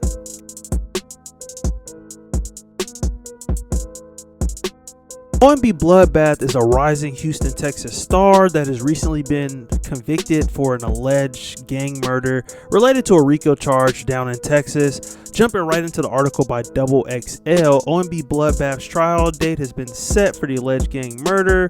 OMB Bloodbath is facing a racketeering charge for her alleged role in a gang-related murder. According to the documents obtained by Double XL, OMB Bloodbath is accused by prosecutors in Houston of violating the state's RICO Act while being a part of the 103 Street Gang and allegedly helping to facilitate the murder of Sam Johnson in October of 2017. The 4Me rapper was charged with aiding and abetting violent crimes and aid of racketeering activity. The trial date has been set for OMB Bloodbath's RICO case. Jury selection is expected to begin on August 7th, 2003. Pending trial motions and conferences scheduled between July 3rd and July 31st, 2023. In their criminal case, Houston prosecutors alleged that Bloodbath financed, directed, and supervised the commission of a murder through phone conversations with other members of the Third Ward Gang while incarcerated at Harris County Jail in Texas. Those phone conversations were lawfully recorded under Harris County jurisdiction and intercepted by federal authorities. According to court documents on October 15, 2017, Harris County Jail recorded a phone conversation between Nix and the gang leader to inform him about her upcoming recording deal and stated that she will pay the youngins to shoot. Before the call ended, she told him, "You're going to have to do some good news. You're going to have some good news in the morning when you turn on Channel 13. On October 16, 2017, Sam Johnson was shot and killed by several men and was found by police lying in the front yard of a residence in Houston. Houston police would later obtain video footage of the murder from surveillance cameras nearby the murder scene. Investigators stated that the video showed 4 men in a Mazda vehicle later determined to be stolen, driving by and immediately shooting at Johnson and killing him. The 4 men jumped out the Mazda and fled on foot after crashing into a ditch. The group then stole another car while a woman and her infant were out of an idling car. All 4 men were later arrested for the shooting. Additionally, Houston police would later obtain a warrant to search through the Instagram DMs of the suspected gunman and found conversations with Bloodbath that allegedly tied her to the shooting. OMB Bloodbath was signed to Interscope Records in a partnership label with Laverne, which is home to Black and Summer Walker. She released an EP titled Remedies Up to Infinity in September of 2022. Now, OMB Bloodbath is sitting in jail right now. Her trial has started, but there's no sentencing quite yet as the trial is still ongoing. So we'll see what happens with her.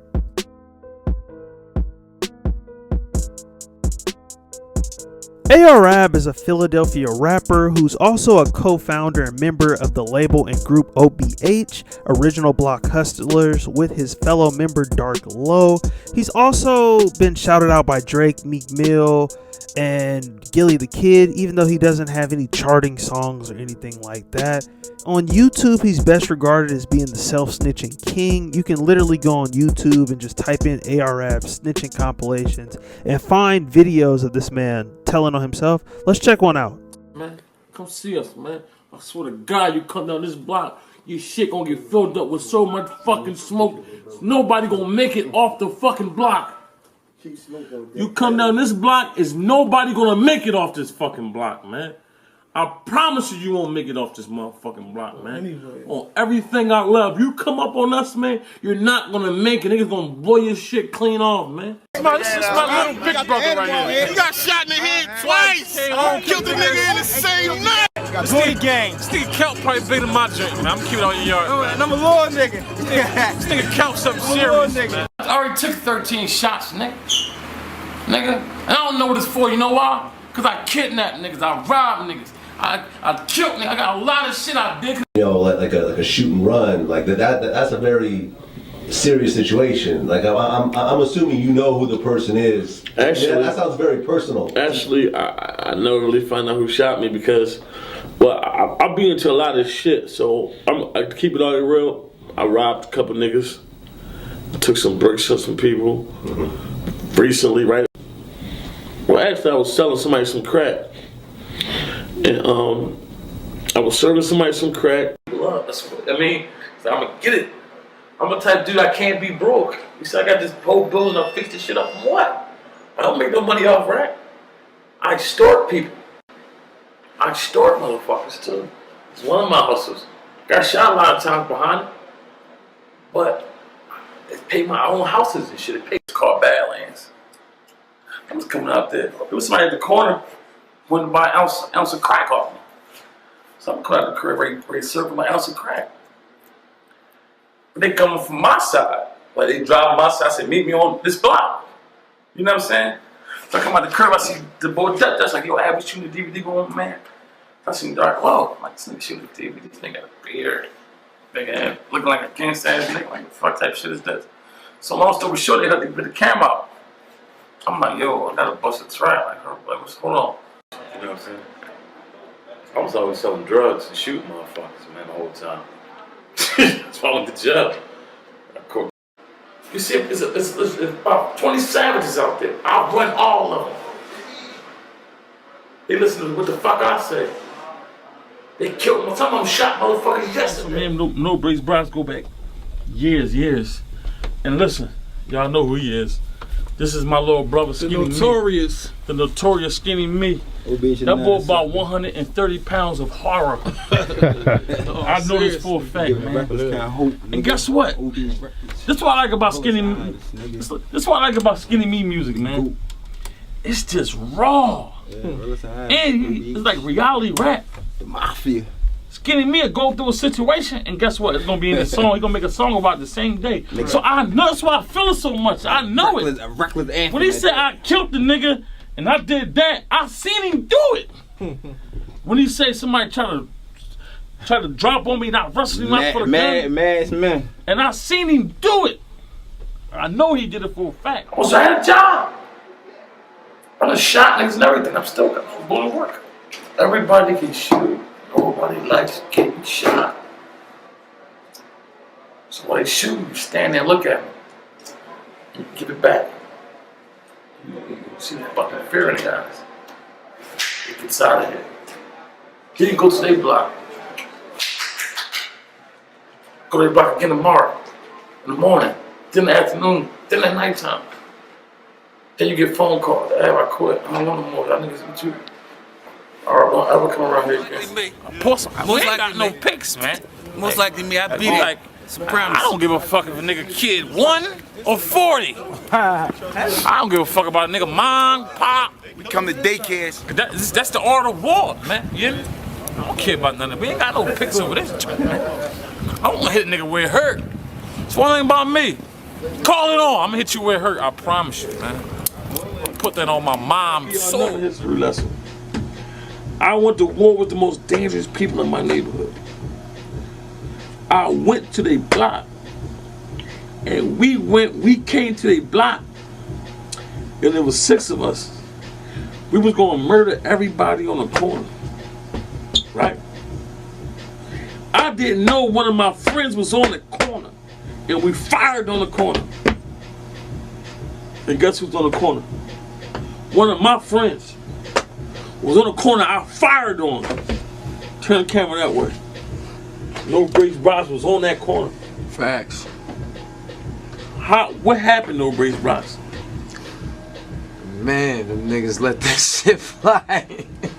And I got the fuck out of there. I'm gonna keep it a beam, man. You know, Allah was with me. You know what I'm saying? Because them boys was about 7, 8 deep. And I looked one way, I looked the next. And they was lined in the middle of the street, throwing the shit. I ducked down, rolled, kicked the motherfucking door. That is just just a little bit of footage of the self-snitching king. If you want to see more, I do recommend just going on YouTube and searching for compilations. But jumping right into the Attorney General's office, or the U.S. Attorney's office for the Eastern District of Pennsylvania, it says the leader of Philadelphia drug trafficking gang and rap artist Original Block Hustler sentenced to 45 years in prison.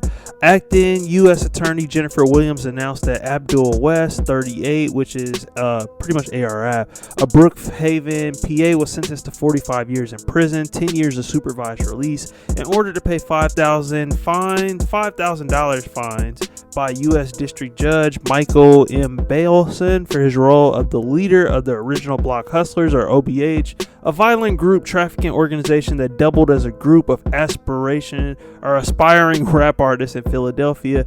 Two of West's co-defendants, Jamal Blanding, 38, and Jameel Hickens, 43, both of Philadelphia, PA, were recently sentenced and received 25 and 20 years in prison, respectively. In November 2019, all three defendants, plus an additional defendant who is still awaiting sentencing, Hans Gadsden, 36, also of Philadelphia, were convicted after a 2.5-week trial on charges that included conspiracy to distribute controlled substances and distribution or of possession with intent to distribute cocaine, crack, and methamphetamines. Several other co-defendants pled guilty prior to trial. In total, 9 defendants connected to OBH were charged in a 16-count second superseding indictment in August 2019. All 9 were convicted or pled guilty. At least March 2017 through June of 2018, OBH poisoned the Philadelphia community by importing dangerous narcotics, including large quantities of methamphetamine and cocaine from California to Philadelphia, and then selling those drugs in the Philadelphia area. To further their drug business, OBH employed fear, intimidation, and violence.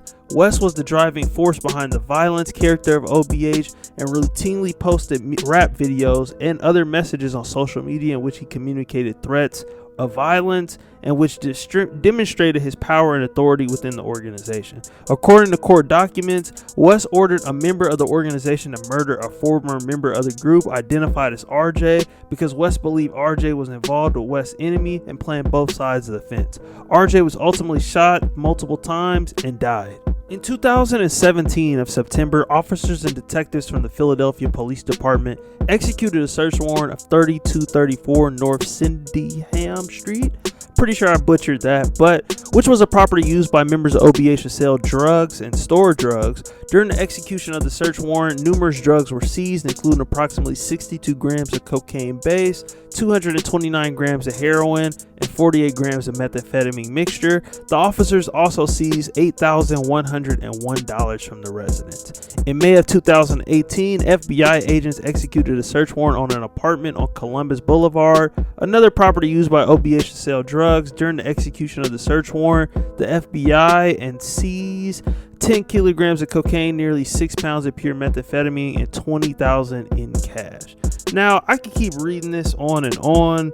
It's a pretty long indictment. It pretty much breaks down everything, but I think the video says it for itself. I think everything that we've seen kind of says it for itself, why he got 45 years. He was pretty violent and he had no remorse. He went on video and talked about it. So, you know, when the government sees something like that, they consider you a menace to society. They're going to do their best to try to put you away. He's 36, 38 years old. 45 years in the feds is a long time. I mean, if we're doing the math, just shorthand off the back of the dome, 83 is when he would roughly be out. You're talking about 10 years of supervised parole following that, which means you'll be 93. There's no way he's going to make it through that, unfortunately, and I feel like that's ultimately what the government wants to do. Not to everyone, but to criminals like this. They're going to sentence you like a tree. They're going to make an example out of you just to show other people not to do the same thing. We don't want you making rap videos and songs about the crimes you're committing.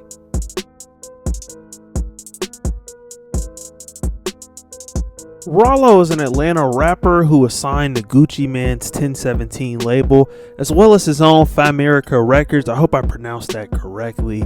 He is best known for being Mr. Dog Food. He beefed with Young Thug back in the day. He's been on countless interviews saying that he hated him.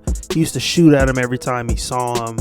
You know, it's pretty much documented. He always also talks about being a street guy, talking about making $2 million in the streets and everything else. He's known to fly on private jets. He didn't want to live in a regular house. He'd rather live in the apartments because he knew how everybody was rocking in there. But according to the Hip Hop DX article, Rollo was sentenced to 8 years in federal prison for his marijuana trafficking case. If you didn't know, he was caught in the airport with, I think, about $2 million in weed on him. According to the article, Rollo was arrested in 2018 after federal agents accused him of trafficking over $2 million in weed marijuana. The Atlanta native has been in DeKalb County Jail awaiting trial ever since and finally saw his day in court 2 months ago. Please keep in mind this is an old article. According to the Instagram post shared on Wednesday night, June 1st, Rollo has just been sentenced to 8 years in federal prison, but there's a silver lining. He's been beyond bars for so long, the judge granted him some time served. As expected in the caption, the judge sentenced Rollo to 8 years in federal prison. He was given over 4 years credit time served. The BOP has also credited him 1 and 1.5 years for good time. He was recommended 1 year ankle monitor after the halfway house approved his house address, which will bring him home to us late next year. But our goal is for him to complete his GED and RDAP drug program so we can get another year off his sentence. That will bring him home to us in less than a year. We need prayer. And then there's the picture of Rollo with the money. Now, Rollo's name has been brought up a couple more times since he's been locked up. There's been snitch allegations. He's coming home sooner than expected. I think ultimately the snitch allegations were ruled out by 1090 Jake in a video where he pretty much said that Rollo didn't snitch.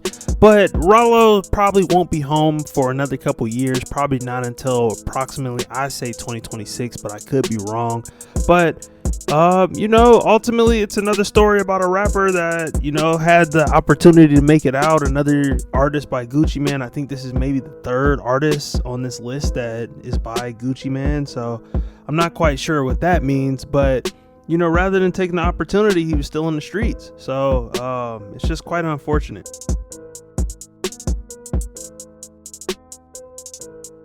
Sue Surf is a Newark, New Jersey battle rapper who's best known for his versatile lyrics and dominating presence. He started his career in battle rap over a decade upon his release from prison. The rapper is now being held on RICO charges. According to the article at Rolling Stone, Sue Surf pled guilty to RICO firearms charges. He faces up to 30 years in prison and up to $500,000 in fines. The Newark battle rapper Sue Surf has pleaded guilty to racketeer, influence, and corrupt organizations, RICO, conspiracy charges in connection to his involvement in the Rolling 60s neighborhood Crips in New Jersey. He faces up to 30 years in prison. According to a statement released on Friday by the U.S. Attorney's Office, District of New Jersey, Sue Surf, real name Rajon Cox, pled guilty in federal court on Thursday to 2 counts of superseding indictment charges him with RICO conspiracy and possession of firearms and ammunition by a convicted felon. His sentencing is scheduled for September 12th. Now, I've heard of Sue Surf before. I've seen him on countless interviews. I know he's on Vlad. He doesn't hide at all that he's associated with the Crips. I'm just really surprised that such a big battle rapper, especially, I don't know how they get paid or whatnot, but I'm just so surprised that he's hung up on these charges. But let's keep going.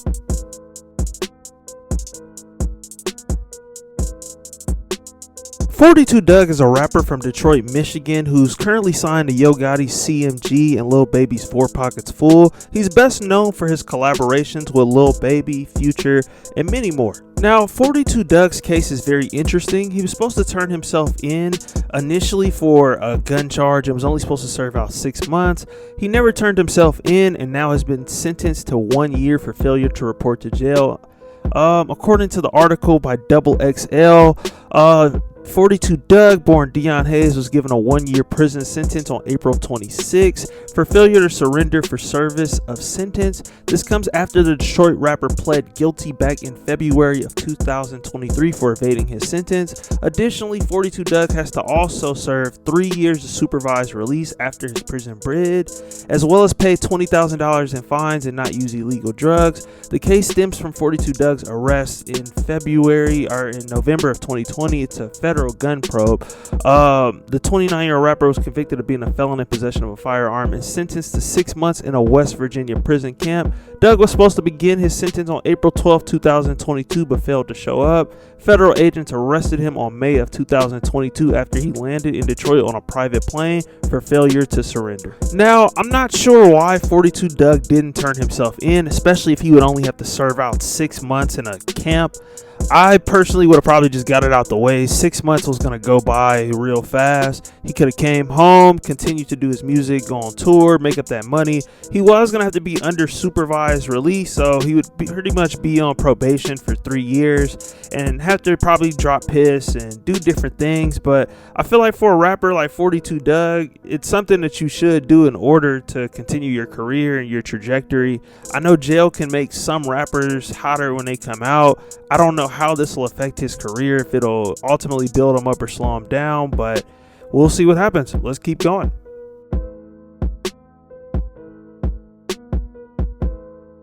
Casanova is a Brooklyn, New York rapper who emerged on the scene in 2016 with his single Don't Run.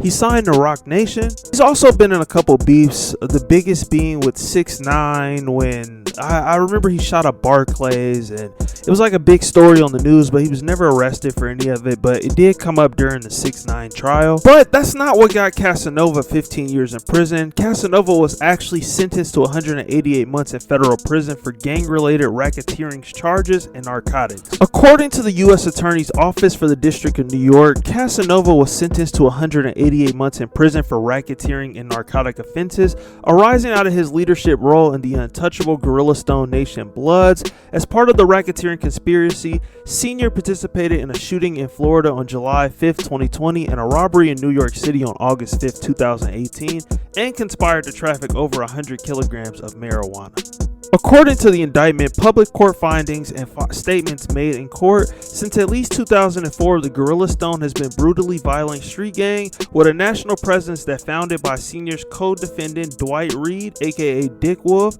Gorilla Stone has many members across New York State, including throughout New York City, Westchester, and the New York State prison system, and all over the country, such as in Florida, where Senior engaged in substantial criminal contact.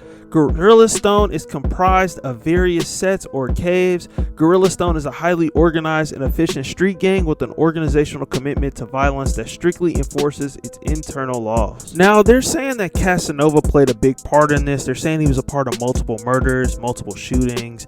He was involved in a drug deal, gunpoint robbery, brutal slashings.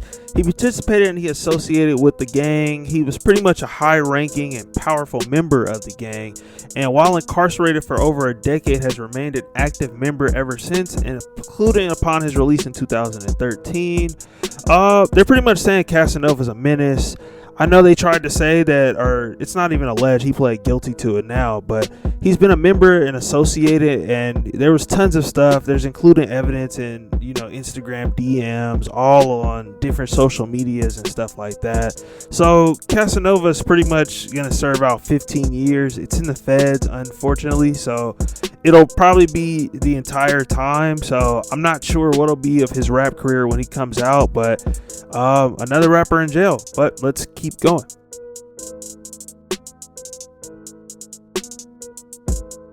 TK is a rapper from Dallas, Texas that rose to the scene in 2017 with his breakout single The Race. What a lot of people didn't know was that The Race was actually based on a true story that TK was actually living and was actually on the run currently from the police. I remember during that time there were like a lot of funny clips and videos going around, and I remember one night I checked my phone. I think it was the night he got locked up. Rob a nigga booty, not a nigga gay. I'm kinda famous, but I'm in jail and gay. Now, we don't condone rape here. We don't condone any of that sort. I hope that's not happening to TK. But TK received a sentence of 55 years in prison for his role in a murder. According to NBC, Dallas Fort Worth, Texas, Arlington rapper is headed to prison for murder and robbery. A Tarrant County jury sentenced 19-year-old TK to 55 years in prison for murder and robbery. He was found guilty on Friday for the more serious charge of capital murder, which would have carried a minimum or a mandatory 40-year sentence. He was accused of participating in a home invasion and robbery in July of 2016. During the robbery, 21-year-old Ethan Walker was killed. The jury sentenced him to 55 years in prison for murder, plus an additional sentence of 30 years.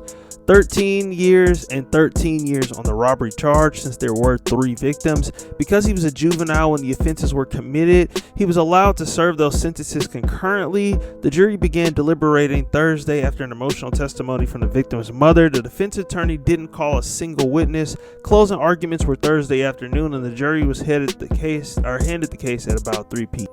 TK also recorded the race that received about 173 million views on YouTube. He waves guns in front of it in real life, in front of a wanted poster of himself. The video was released the same day he was captured in New Jersey. Separate from the criminal case, the victims and the family filed lawsuits against him, and promoters arguing they should not be allowed to profit from the crime. Now, I do agree with the family. You shouldn't be able to profit off of a crime, especially when you definitely killed someone's family member. That's not cool. That's not in any way, shape, or form right. So, I mean, my condolences go out to the family. I hope TK is able to hold his head high. I did see that he was pushing for a second chance in his adulthood. He was essentially railroaded as a juvenile, but in some of these states, it's perfectly legal. And when you consider everything he did, I'm not going to say that he deserves it, but I'm not going to say that he didn't as well. People can change, but is he gonna necessarily change from this? I remember hearing stuff, he was making gangs and stuff, so he might need to sit down for a couple of years and just get some rehabilitation. But on to the next person. Let's keep going.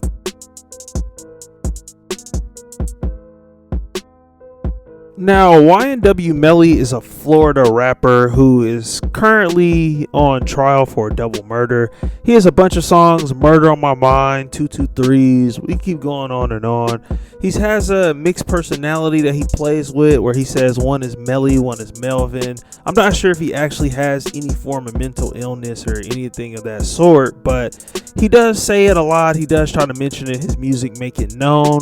And he's currently on trial for murder of his friends. He actually just finished up trial, and what's currently happening is that they're setting up for a retrial in September sometime. He'll be in court the same time as his co-defendant, and we'll have more details as it comes out, as this is definitely a very interesting story, and I would like to see how it finishes to play out. So I kept this part of the doc short, but YNW Melly is definitely on trial. He's facing the death penalty.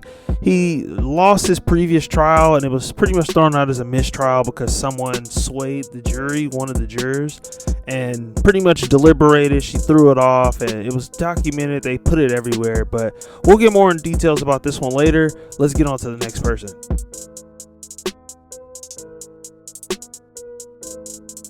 Pooh Shiesty is a rapper from Memphis, Tennessee, who signed to Gucci Mane's 1017 Records. He's known for his collabs with Lil Durk, Big Scar, Big 30, Gucci Mane. The list goes on and on. He was arrested back in 2020, and I have the footage here. I'm not going to try to break it down too much. I'm going to let them break it down.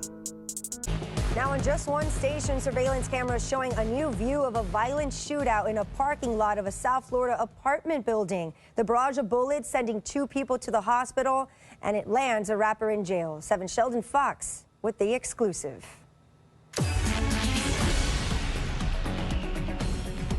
Broad daylight bullets, 2 hit, over $500,000 in exotic cars. All of it on surveillance video obtained exclusively by 7 News from October in ultra-quiet Bay Harbor Islands. I got that name because I'm fine. And it involves a recording artist, Pooh Shiesty, except unlike this clip, what happened here was no music video. The footage shows a McLaren sports car, Mercedes Maybach, and another Mercedes pull into this East Bay Harbor Drive condo parking lot.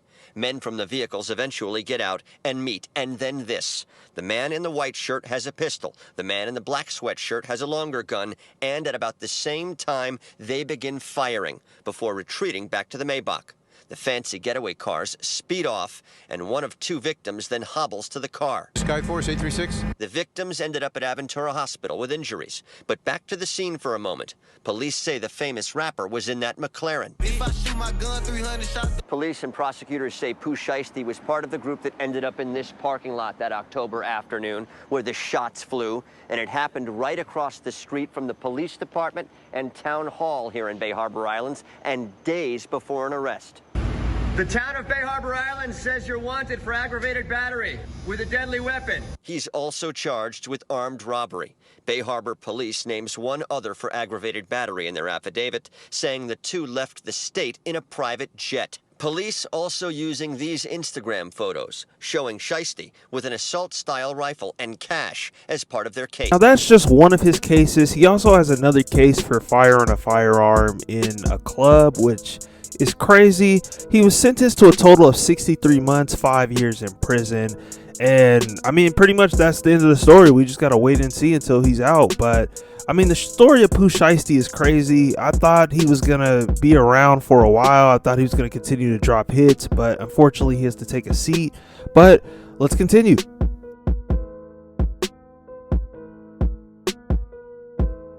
Hot Boy is a rapper from Orlando, Florida. He signed with Jiffin Records and Interscope. He's best known for his breakout single, Don't Need Time. He's also known for his collab with Future, Nobody Special. Now, Hot Boy turned himself in earlier this year following RICO charges. He was charged along with 34 other people following a 9-month investigation into the Orange County gang investigation or gang violence. According to the article, throughout the course of the investigation, 15 guns were pulled off the street, which included 2 stolen guns, and 2 were directly involved in King's death.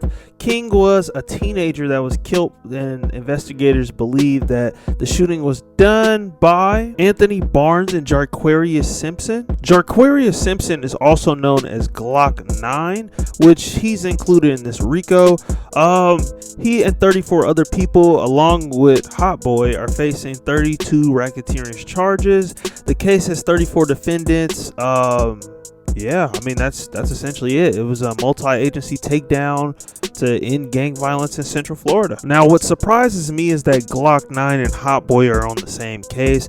It doesn't really surprise me that, considering the type of music they make, considering what they're talking about, and that they have so many other previous charges, that they're arrested. But that was the big surprise to me.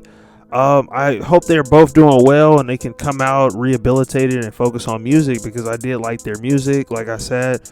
And yeah, let's keep going.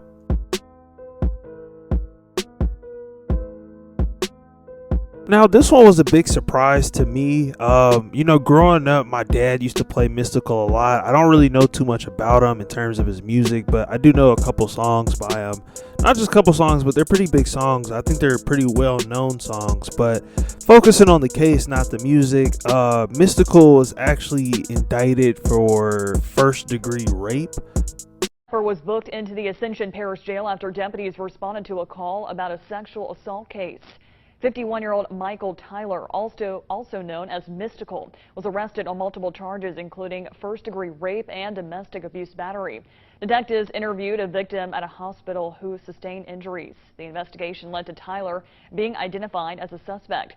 This is not the first time Tyler has faced charges regarding sexual misconduct. In 2003, the rapper pleaded guilty to sexual battery and spent time in prison. All persons are presumed innocent until proven guilty. As I said before, I don't condone raping or hurting women in any way, shape, or form. But with this case, Mystical is facing life in prison. I've seen really nobody support him except Master P. I have this clip as well.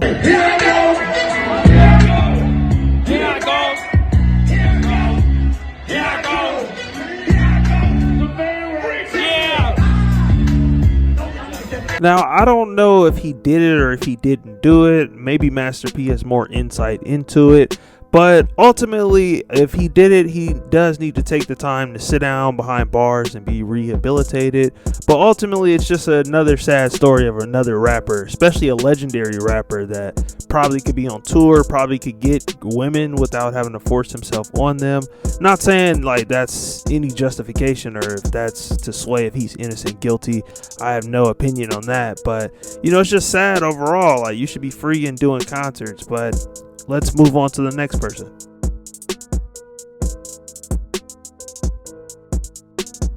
Tory Lanez is a Canadian rapper that has so many songs, so many remarkable projects. I have to say he is a remarkable artist. However, he has been sentenced to 10 years in prison for shooting superstar Meg Thee Stallion, who is also amazing, in the foot. During this time in court, and even before they went to court, Tory Lanez was pretty much saying he was innocent. He was saying that Meg was lying. I heard all type of rumors saying it was potentially the best friend or something of that sort. But ultimately, the case went to trial.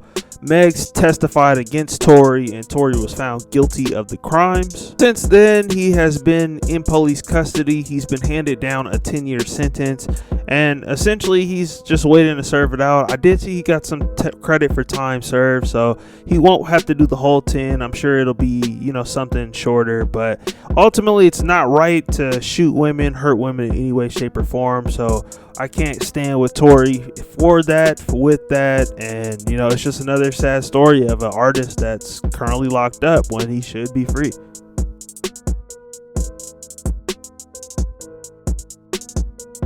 Fetty Wap is an artist, rapper, you could classify him as a singer from Paterson, New Jersey.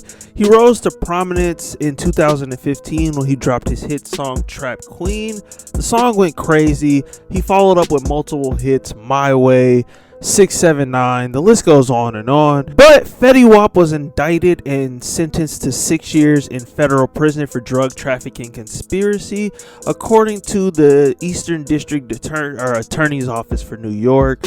Fetty Wap was sentenced to 6 years of imprisonment and 5 of post-release supervision for conspiracy to distribute cocaine. On March 7th, 2023, Judge Shaber sentenced Maxwell's co-defendant Anthony Sentai, a New Jersey correction officer, to 72 months imprisonment for his role in the trafficking conspiracy. Now, they're alleging that Fetty Wap and his conspiracy ring, his organization, were trying to distribute 100 kilograms or more of cocaine, heroin, fentanyl, crack cocaine, all across Long Island and New Jersey, which is crazy. Because it's like, you were making hit songs. I'm sure you were still getting royalty checks. You could still do a show. Even if it's like a show like Love and Hip Hop, like you're still Fetty Wap. You could do your thing.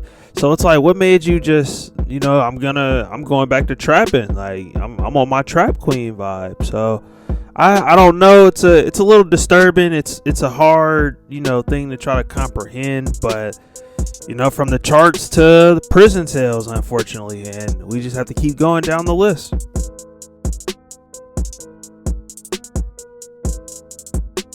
YFN Lucci is an artist from Atlanta who rose to prominence in about 2014 when he signed with Think It's a Game Entertainment. Through this deal, he put out many projects, including his Key to the Streets EP, the Wish Me Well series, and many more. Now, YFN Lucci is currently locked up on RICO charges, and he's accused of participating in a drive-by. Others indicted on racketeering charges as part of a massive gang crackdown. And that is our top story. Police say the charges are all related to the Bloods gang activity spanning over a decade. Joe Ripley live in Atlanta for us this morning. And Joe, YFN Lucci is the big name here. Walk us through the allegations. Oh yeah, known among several radio stations, DJs, concert goers around the Atlanta area. Rayshawn Bennett, who goes by the stage name YFN Lucci, was out on bond in connection with the shooting death of a man here in Atlanta back in December, and now he will be ordered back to jail as part of the gang sting. The GBI formed a gang task force in 2019 focused on prosecuting gang members under state anti-gang laws. So that actually helped the Fulton County District Attorney's Office land this indictment. 75 pages, 105 counts in total, all against 12 men allegedly associated with the Bloods gang in Atlanta and Miami. The indictment shows organized criminal activity dating back to 2010. Rayshawn Bennett's name comes up in February of 2020 when he appears to throw up gang signs and use certain lyrics in a music video called Shine On. She did a RICO indictment, and this is something that is unusual. The indictment ranges from murder all the way down to possession of a firearm by a convicted felon. As of 2019, the GBI reported 70,000 gang members here in the state of Georgia. 11 Alive has reached out to the Fulton County DA's office. They were not available for comment. We've also reached out to Rayshawn Bennett's attorney, but have not heard back yet. Sheba. All right, Joe. There was an update for YFN Lucci's case a couple months ago where they said that he denied a deal that was offered to him. In the long-running RICO case against Atlanta rapper YFN Lucci. Tonight, his defense team says he's rejected a plea deal that would have sent him to prison for nearly 20 years. Fulton County District Attorney Fonnie Willis recommended a 20-year sentence with 17 years served in prison. The rapper, whose real name is Rayshawn Bennett, is one of a dozen men indicted on racketeering and RICO charges back in 2021. The group's charges are related to alleged involvement with the Blood Street Gang. Bennett's pretrial hearing is set now for August 15th. His attorney says after more than 2 years in custody, they are still waiting for a potential trial date. Now, prison time is crazy already, but when you start hearing about 20 years, 17, 10 years, it just puts a whole different spin and forever makes me never want to participate in crime and to try to stay away from jail as long. And I mean, if possible, just avoid it completely. I mean, not even if possible, just avoid it completely. Stay out of the way, just do the right thing. But YFN Lucci responded with a statement, because I'm sure a lot of people are questioning what he's thinking, what he's currently going through. And he says, God gives his toughest battles to his toughest soldiers. Don't cry for me when the war is over. Just know I finally found that peace that I was looking for. I'm all in Houston. Me and Zelly found that drink we was looking for.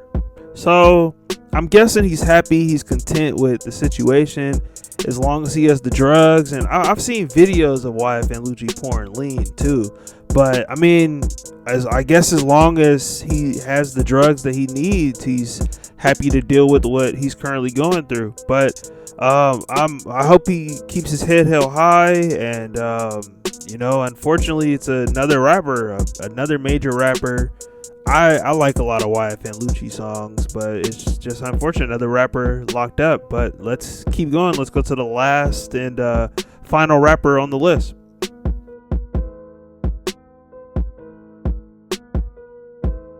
Young Thug is a rapper, singer, songwriter from Atlanta, Georgia.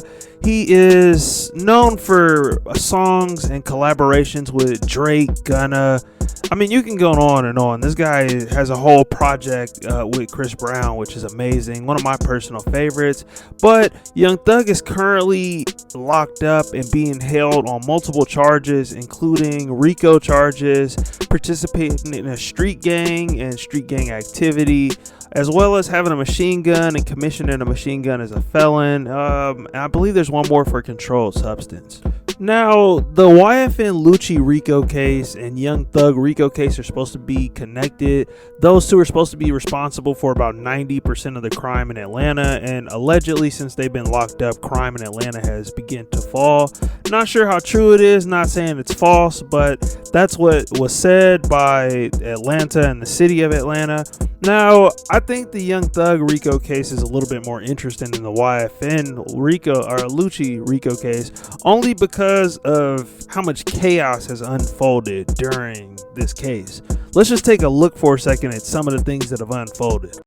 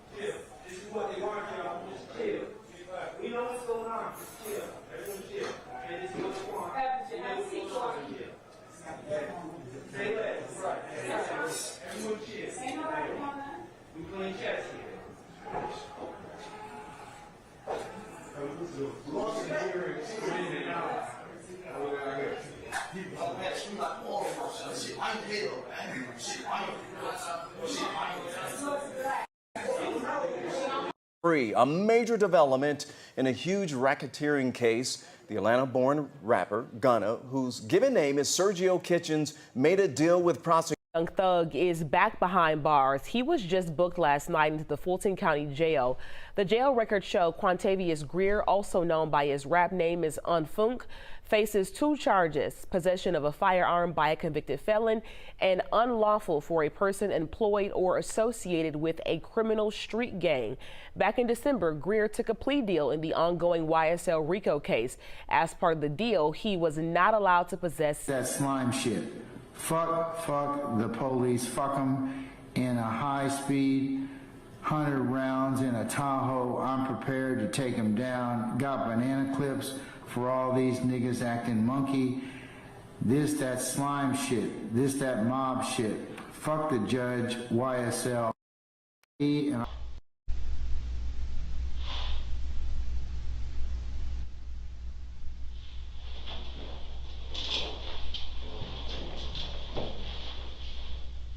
attorney representing a defendant charged in the Young Slime Life gang trial claims the state's not doing enough to protect the people who are too poor to pay for their own defense. Channel 2's Michael Seiden with us now, live outside the Fulton County Courthouse with the growing frustration. And Justin, that attorney telling us that she isn't making enough money for this case. She's thinking about starting her own OnlyFans page just to fund her legal services. More on that in a moment, but another busy day here in the courthouse. In fact, tight security again. I had to put this wristband on that shows that I went through the double security checkpoint to get inside the courtroom. Once we got inside, though, defense attorneys say what happened inside, they were disappointed. That's because they claim they're not getting enough money to represent those who need public attorneys. This case is slated to last for about a year, and if you were to do the math, it would be $6 an hour. I can't take any new cases. I can't close any cases. I need something to survive off of.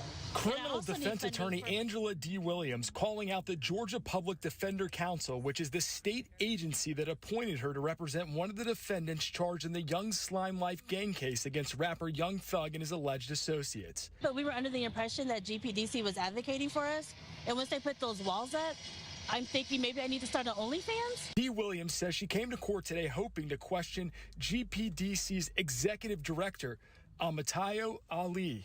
I asked for additional funds back in March, and that was met with a letter from the director saying she doesn't need to meet with me anymore. But the executive director never took the stand. Instead, one of her lawyers stepped in for her. I'll just stand on my motion as far as my argument to hear what Ms. Ali could possibly have to offer the court that couldn't be available through me or someone else. let me take a few minutes out and let me let you talk with Ms. Glazier. After a 10-minute closed-door meeting between D. Williams and GPDC, the two parties agreed they would meet again within the next 2 weeks. While a spokesperson for GPDC says they're working to find additional funds for lawyers who are currently getting paid $15,000 for this entire case. If they really cared about those who are indigent, they would use the taxpayers' money wisely. And guys, just the latest numbers we have dating back to August. The reality situation is 85% of defendants in Georgia are indigent. And as of last August, again, more than 600 were unrepresentative. Again, though, a spokesperson for that state organization says they are working to find alternative funding. But of course, right now, there are 4 attorneys in this case who could potentially be leaving because of lack of funds. Contraband in court. Atlanta rapper Young Thug is already facing a slew of RICO charges, but now there are new allegations against him and a fellow YSL defendant. Here's what happened. We got this video from court. Take a look at the part we highlighted here. Do you see this? Right there. According to court motions, Young Thug's fellow defendant Khalif Adams passed Percocet to Young Thug under the guise of a handshake right in front of the entire courtroom. Adams is serving a life sentence for murder. Now, right after what you see there in that video, court documents say that law enforcement immediately moved in to search Adams, who resisted. But once they searched him, the documents say they found more contraband, including Percocet, marijuana, and tobacco, all wrapped in plastic, and food seasonings to mask the smell.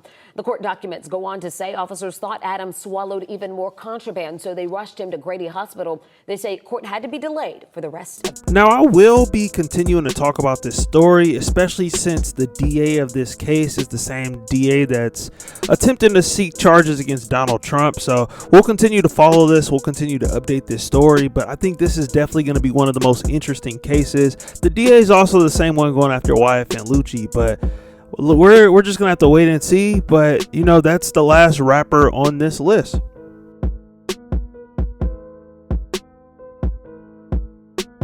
Now, all in all, I didn't do this to be objective. I didn't create this documentary to in any way put these rappers down. I just wanted to highlight that, you know, maybe a reason why labels and, you know, rap music isn't selling so well is because there's so many hit makers in jail. I mean, just going down this list, Young Thug, YFN Lucci, Tory Lanez, that's 3 big rappers right there that, you know, were making hits. And I could keep going. 42 Doug, YNW Melly, like these guys have big songs. I mean, there's more rappers than this. I mean, I'm sure this list is even longer. And, you know, there's still rappers that I didn't even name that are still, you know, pending trial. They're out on bond. They're not necessarily locked up. But, you know, we got ASAP Rocky, we got Ugly God, we got Polo G, who was recently arrested. You know, we got G Herbo, we got Gunplay, we got Kodak Black, we have Boosie. Boosie is, you know, really surprising, but I mean, his case is interesting. It seems like the feds were trying to get Boosie and trying to seek charges, but ultimately I think in hip-hop we have to tighten up, and I think, you know, rappers have to move smarter. You know, you have to understand that you're a target not just by, you know, regular people, but by the police, especially because of the type of music you're making, because you're in bull, you know. So you have to just be more cognizant of that and just move correctly and protect yourself, of course, but, you know, maybe hire security guards, maybe, you know, just move somewhere where you don't have to worry about that type of stuff.